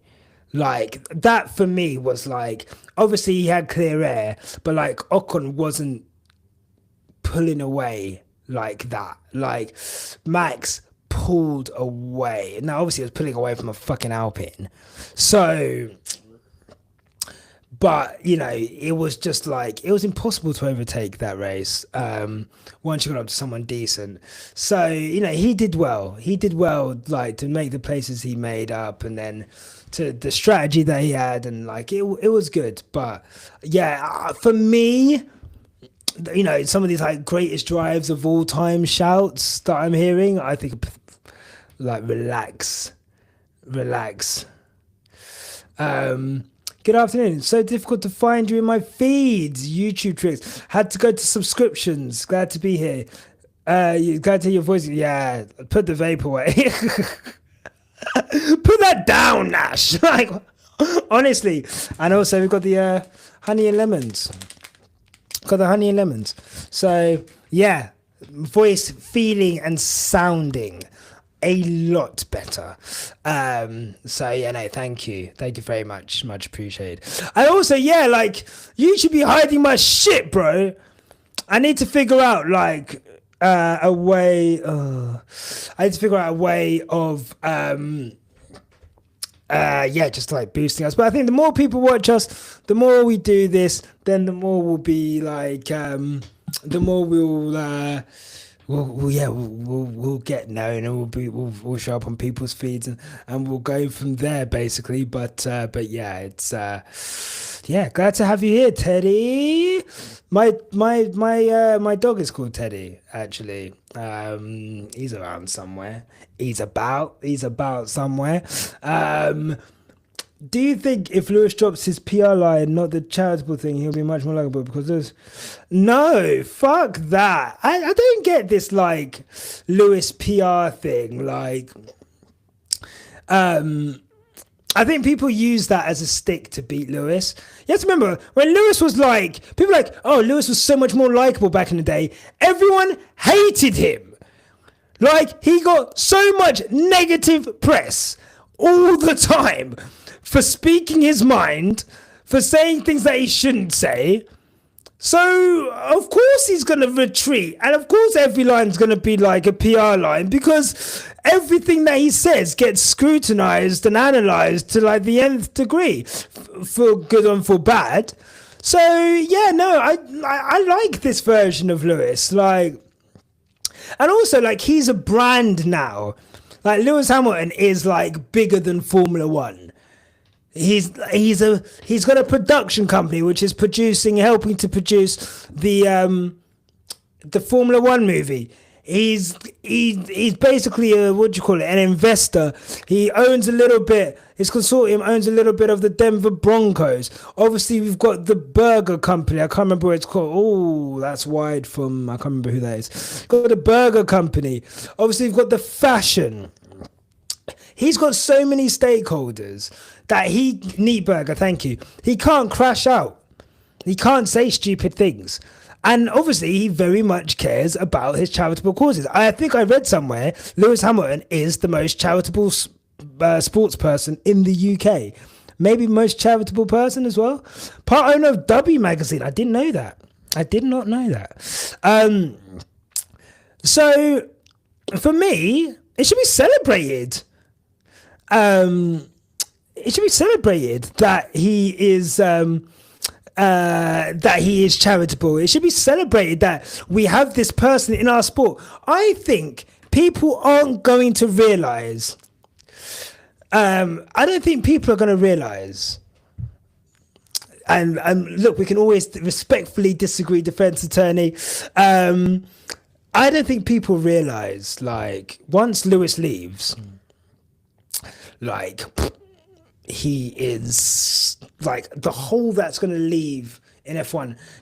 I think people act like Lewis is bland and he's got no personality, but the things that he brings to the table without having to use his mouth, for example, the fashion weeks, the celebrities that come and see him and say stuff, just his presence in F1 as one of the greatest in the sport, whether you like him or not. I just think there's going to be a hole that's going to be left there. And I just think, yeah, no, for sure. I can understand people wanting him to be a bit more authentic. But, unfortunately, look, he can't even hire fucking high-end escorts without it being fucking analysed to the nth degree. And he's caught up in Jude Bellingham's RICO right now. Like, it's insane.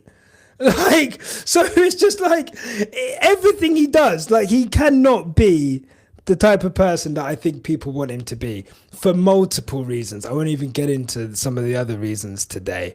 It's the first day of testing. So yeah, we'll go from there. How big is Lewis Hamilton's pre-season? It's because pre-season has been all about him and Max winning championship. That move to Ferrari is the biggest driver move ever. Full stop. There's not a single driver move ever in the history of this sport which is as big as Lewis Hamilton going to Ferrari. And again, it's transcended the sport.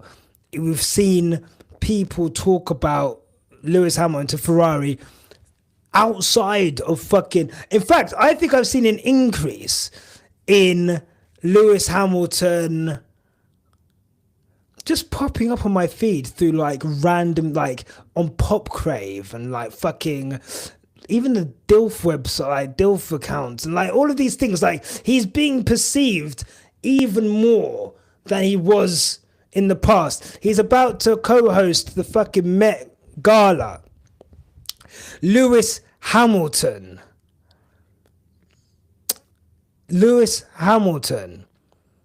like a Formula One driver, the person that is in our sport is going to co-host the Met Gala, the biggest fashion event in the world.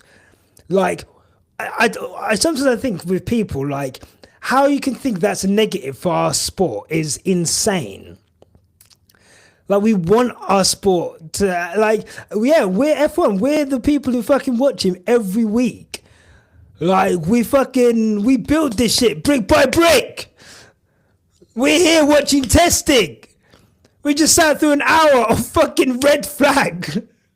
Like, do you know what I mean? So we should be fucking ecstatic that there is someone who goes outside of this sport. And I think Lando Norris does it as well in his own way. Or he used to do it in his own way. And yeah, I just think for me, I don't know. We're going to miss Lewis Hamilton when he goes. We're definitely going to miss him. People still don't like Lewis for the way he was when he was younger. He can never win in the eyes of the public, so who cares? Yeah, I think that's it. And I think that's it. you know, um, Jay-Z has a lyric. If you want the old Hove, buy the old album. And people grow and people kind of change throughout their careers. It feels like Max is going to be Max, like, and that's the appeal of Max for sure for some people. But I think Lewis is kind of like he's growing. I think even like yeah, and I think that's a good thing. And I think if I would worry if a 40-year-old man was the same as he was when he was like 24, 25, I'm different now than I was 5 years ago when we started this fucking podcast. So let alone like growing up in the public eye and having a celebrity girlfriend and that going to shit and then moving and becoming like one of the greatest the sport's ever seen. So yeah, it's insane. Lewis and Max can be more different. I think that's what the appealing thing is, isn't it? I think their fans couldn't be more different. I think their views on life couldn't be more different. I think that's what made 2021 so enticing, engaging, intriguing. It was like just how different they both really are, and even how they approach racing is very different. So yeah, very much like very different. But that's why they're popular with their relative fan bases. John, if you're a little bit lonely and you're not getting much attention, that is the perfect thing to do. Just mention my name. Walking article, Planet F1. My God. What did Planet F1 say the other day when they were like, Lewis Hamilton, 0.8 seconds slower than Charles Leclerc in the shakedown? It's just like, oh my God, relax. Like, they love a bad faith Lewis Hamilton article. But even online, you'll see it. Like, the trolls on Twitter will just say something about Lewis because they know it will rile Team LH up and they know they'll get engagement.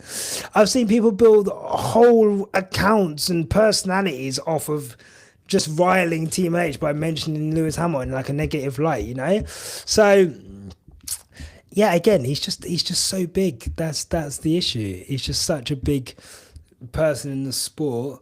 That's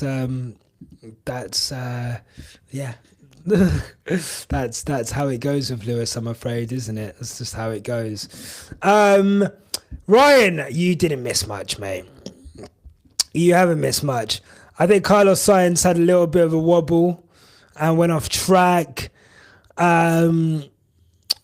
But we're not really, it's just cars going round still, to be honest. Half an hour left. Have they confirmed whether they're doing extra time on this? Or is it just going to end on half an hour?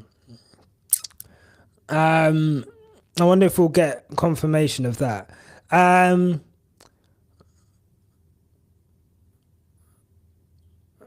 Sorry.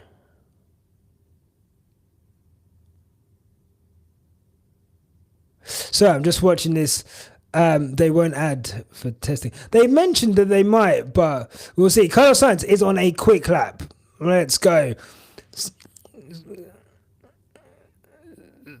Sainz currently on a quick lap, right? So, oh my God, I hate when they take it away from the onboard.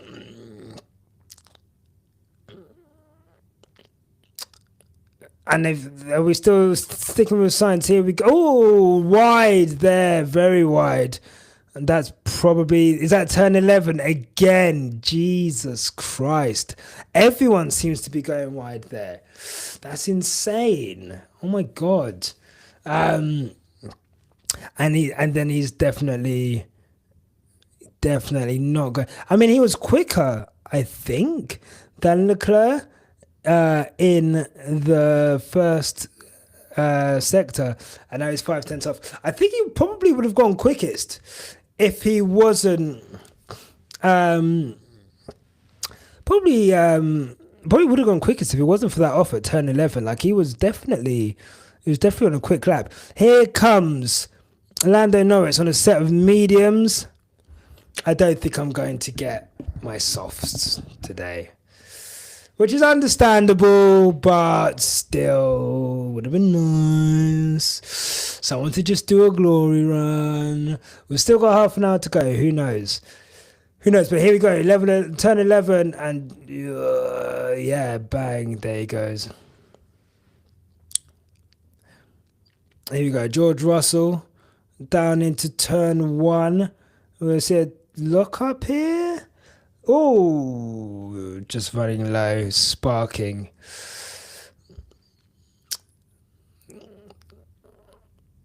Did they add an hour? This is what I'm trying to say. Lads, I don't know, like an hour.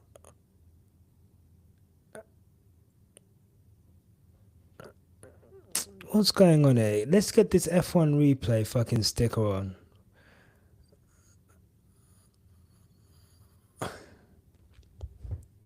They did add an hour.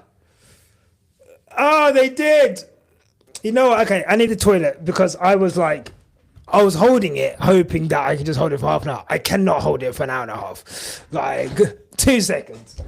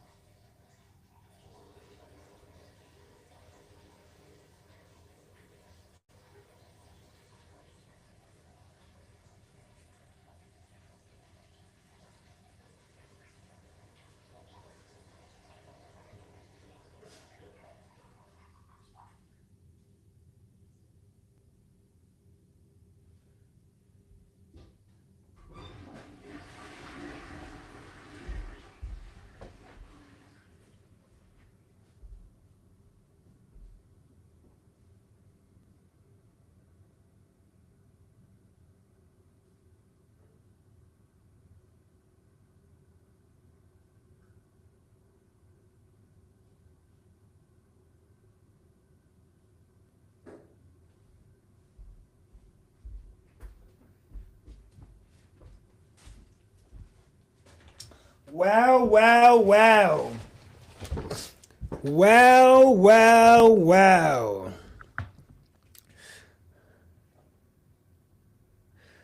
I can hear the toilet. Sorry. Or at least you know I flushed and I washed my hands. Like, sorry.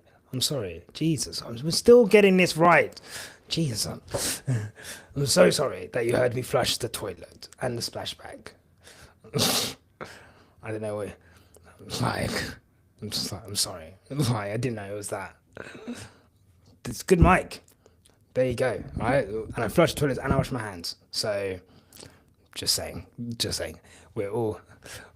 I heard the drop. There was no drop. There was no plop.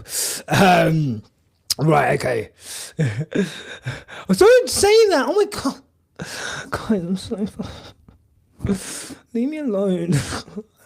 I'm sensitive. Right. We have got another hour and a half here, guys. We're another hour and a half. Spare us, F1. Right, if you don't mind, I am going to suck on a sweet. Just so my voice stays as lovely as possible. Here we go. Fuck, Lando. Boom.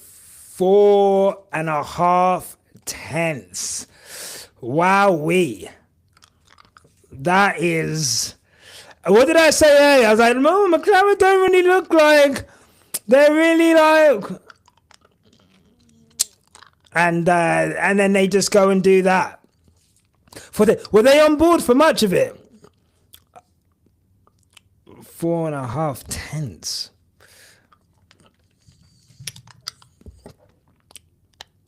But like that is a statement. They've gone for it. I mean, you've got to assume. I mean, you just don't know. This is the thing with testing. You just don't know, like, what runs was everyone on before? What runs are these guys on now? Obviously, track temperature's obviously gone even colder. So Yeah, all of that's fucking fine. The brand new tires as well.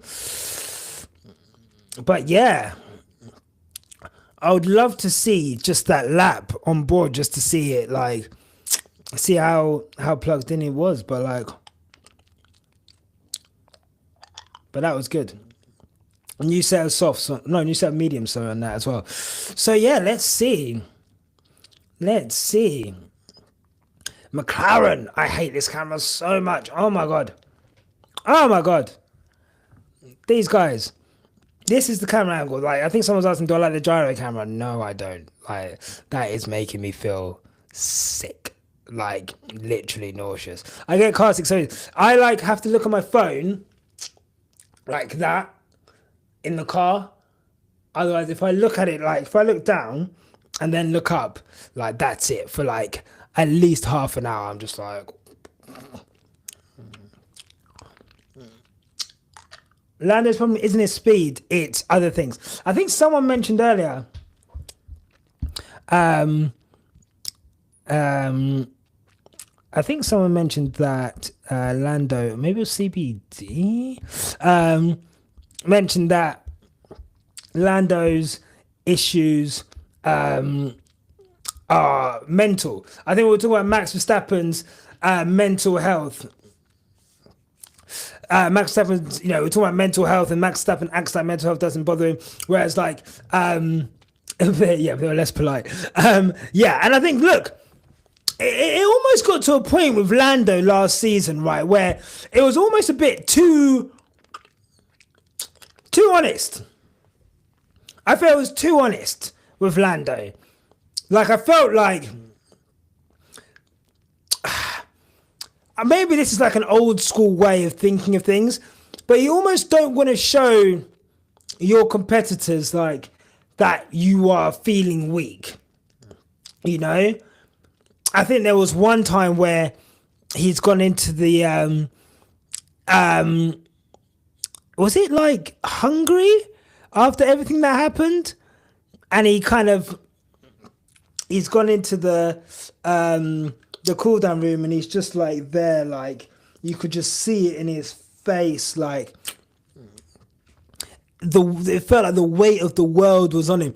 That little period between Miami and, let's say, Zandvoort, where it just looked like McLaren, when he disrespected Lewis after the race, then he showed it. Was that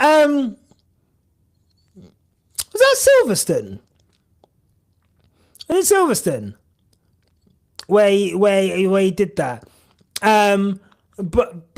But yeah, like really and truly, like I just felt like like that period between like Miami and it was Hungary, yeah, Miami and Zandvoort. I just felt like it was either going to be a Lando Norris mistake or a McLaren strategy mistake that was going to cost them the race. Like every race, it felt like something was going to happen. So it was Hungary, wasn't it? So was it Hungary when Lewis was like, "Oh, you guys are rapid today," or something like that, and then Lando took that as like some kind of affront, and it's like, "Oh, well, you always used to have a quick car," or something like that. Like, do you know what I mean? Like, whoa, slow down, buddy. Like, completely unnecessary. But yeah, I think from Zandvoort onwards, it felt like McLaren got on top of some of the strategy things, not all of the strategy things. It felt like Lando was a bit more on top of, like, I guess post summer break was on top of some of the things that he was. But yeah, Mohsin, it's a generational thing. Us 80s and early 90s babies don't wear our feelings on our sleeves. But as new generation, I kind of encourage you to show your feelings. Just my opinion. I think that's, honest to God, I actually think that's true. I think like with like mental health being like a much more bigger thing, like I guess I'm like a bit in between, like I do kind of show, but yeah, I do keep a lot of things like bottled up, and I think for sure like how we expect sports people to be, I guess maybe I am talking from like a bit of a, how do I describe it, an antiquated way of thinking about how a sports person should act, and they should like not show weakness by showing mental. And like, you know what? Maybe you're right. I do think though, the problem with Formula One is it's not like a one and done situation where if you say something, it's like kind of forgotten, or like people are like, oh, you're not feeling great. Okay, we'll leave you to it. Formula One is like every fucking like, so you say something once, and then the next question's about that. The next question's about that. You got to do like 5 different interviews where they talk about that. And then the next race, you turn up on Thursday, you've got more questions about that. Let's say something goes wrong on Friday, and then that adds even more fire to it. And it's like this ball of like footballers, really and truly, don't really have. A footballer can go their whole life not having a TV interview. Like their whole career, they can get, they literally, a footballer, if they wanted, and I'm sure have, can have like a 15-year career and literally never have any interviews outside of like the football club. F1 drivers literally have interviews Thursday, Friday, Saturday,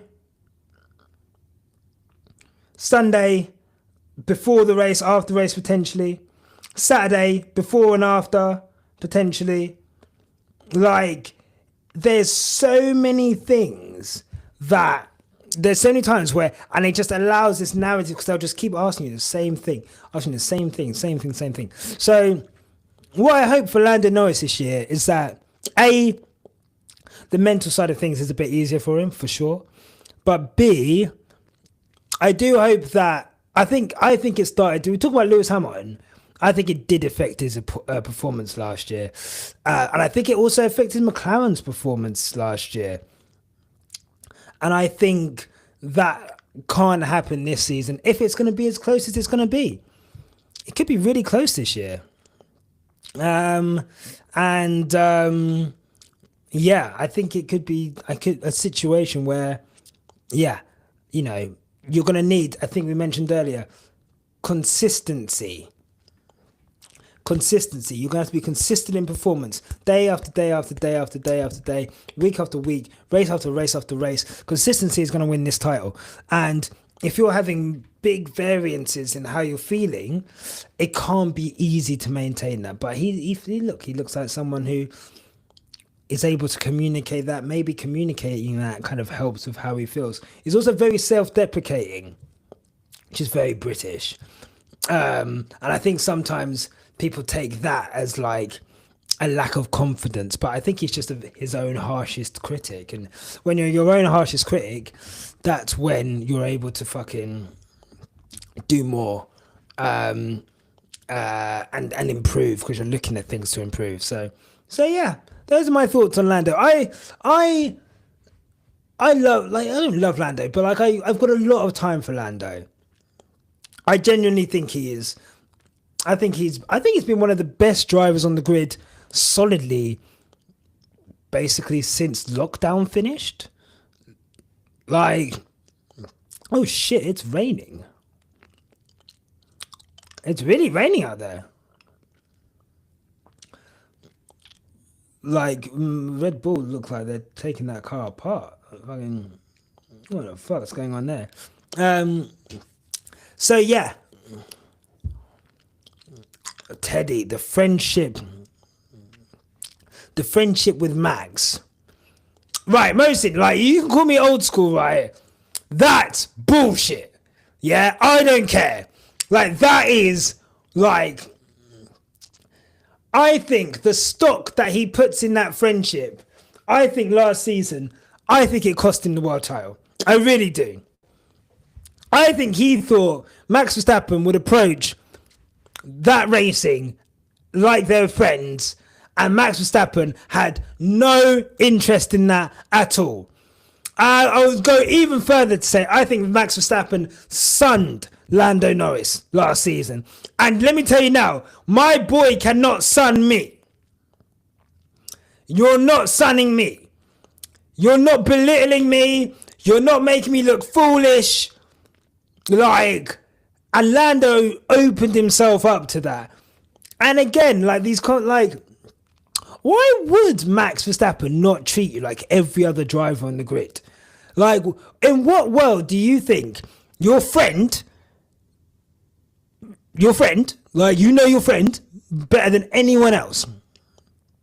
You're telling me you think your friend Max Verstappen would always would like pull some quarter in like wheel-to-wheel racing with you because you're friends? Come on, man. Like, that was naive as fuck. And I actually, like, I felt slightly embarrassed for Lando during that whole period. Because it was like, bro, this guy doesn't give a fuck about it. This guy will run you off the road and play paddle with you tomorrow. Like, he doesn't give a fuck. So why do you? And why are you expecting more? And yeah, Max knew. Look, when you go through the fire, your first world championship, gifted or not, is 2021, and you're having to go through everything that everyone went through in 2021, battling Lewis Hamilton week in, week out, and then battling fucking Lando Norris. It must seem like fucking patty cake, bro. As in Lando Norris last season. So I think Lando Norris this season will be interesting to see. Have those lessons been learned? It'll be interesting to see, does he pull out when it comes to wheel-to-wheel racing with Verstappen, or does he kind of stand his ground? You know, kind of similar in the way that Lewis would always kind of like back out of moves with Verstappen until a point where it's like, right, if you want to go, we're going, and we're both going out of the race. And that's basically been his policy since then. Since Silverstone 21. Put that in some tissue. So yeah, I think for me, I think that it'd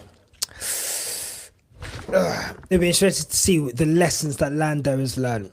But look, he's still absolutely rapido. Look at him.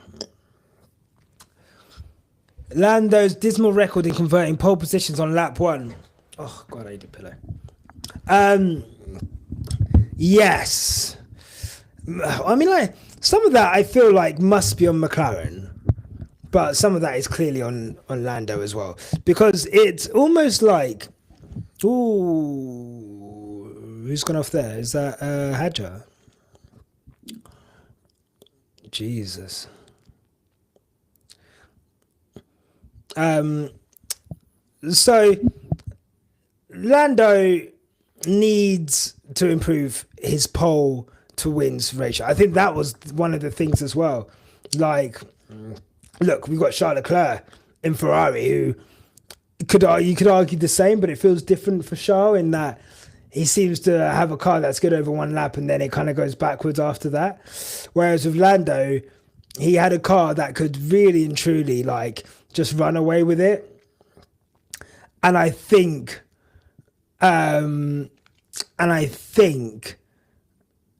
it's important for what happens with Lando though, like he'll have a bad start, and then what will fuck him up even more is that he'll try and make it up, and then he'll lose even more places. So it's not like he'll go from first to second. Sometimes he'll go to third, fourth, fifth, and it's like, bro, like, cut your losses. You've got a quick car, go from there. It's easier to win a race from like second or third than fucking trying to win a race from like fifth, sixth, seventh. And that's what happens with Lando. Like he again, that composure issue. Does he have the composure in pressure situations? You know, it's all good driving a car, driving the car off into the distance, like, and we've seen he can do that, but it's a different thing when you're doing when you're like, yeah, you've got people around you, wheel to wheel racing, making decisions on what to give up, what not to give up, making a good start, not making a good start. So yeah, it'll be interesting to see. It'll be super interesting to see. I'm not sure. Um, I'm not sure how that's going to go for Lando, but I hope it goes well. Like I hope it goes like a little bit better than last season, but not too well. Ooh, there's Charles Leclerc going off. Is that 11 again? Ooh, no, is that onto the start finish straight? Oh no, onto the back straight. Yeah, it was 11, wasn't it? Jesus Christ. That steak card does not look good. Look, that steak. That I loved the steak introduction. By the way, I thought that was like some really cool shit. Like really, really cool shit. I like. I was like, it's such a shame that that car is going to be like the slowest car by some distance. It's like T13. Yeah. It's gonna say, like. Yeah, that steak is like, I don't know, like the intro and all of that was lovely, but the we all know that the execution is not good. You know what? I do like this white on the Ferrari. I'm not gonna lie to you. I know some people don't, but I quite like it. I'm gonna come out and say it. I quite like it, and I'm happy to say I like it. So, you know. Like fine. Also, guys, I'm definitely finishing at 4 because I've got to eat. I've got to save my voice, and also I didn't really properly walk the dog earlier, and he's just staring at me. She's like, "Do you want to see my dog, Teddy? Teddy?" I feel like Thor's hammer, like just waiting for it to come. Go on.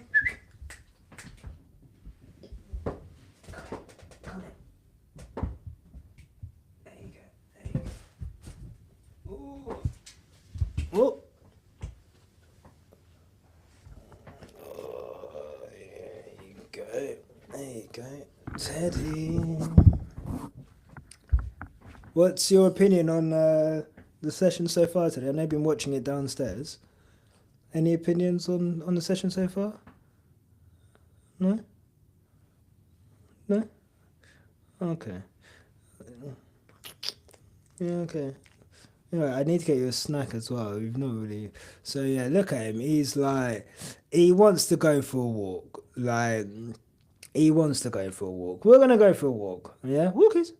Yeah, I know. Yeah. I know you heard that one. I know you heard that. Okay, so we're gonna go for a bit. Okay, give me a second. We'll go for a bit. There you go. There you go. There you go. Good boy. Good boy. Where are you? No. Take. Okay, I shouldn't have. Out.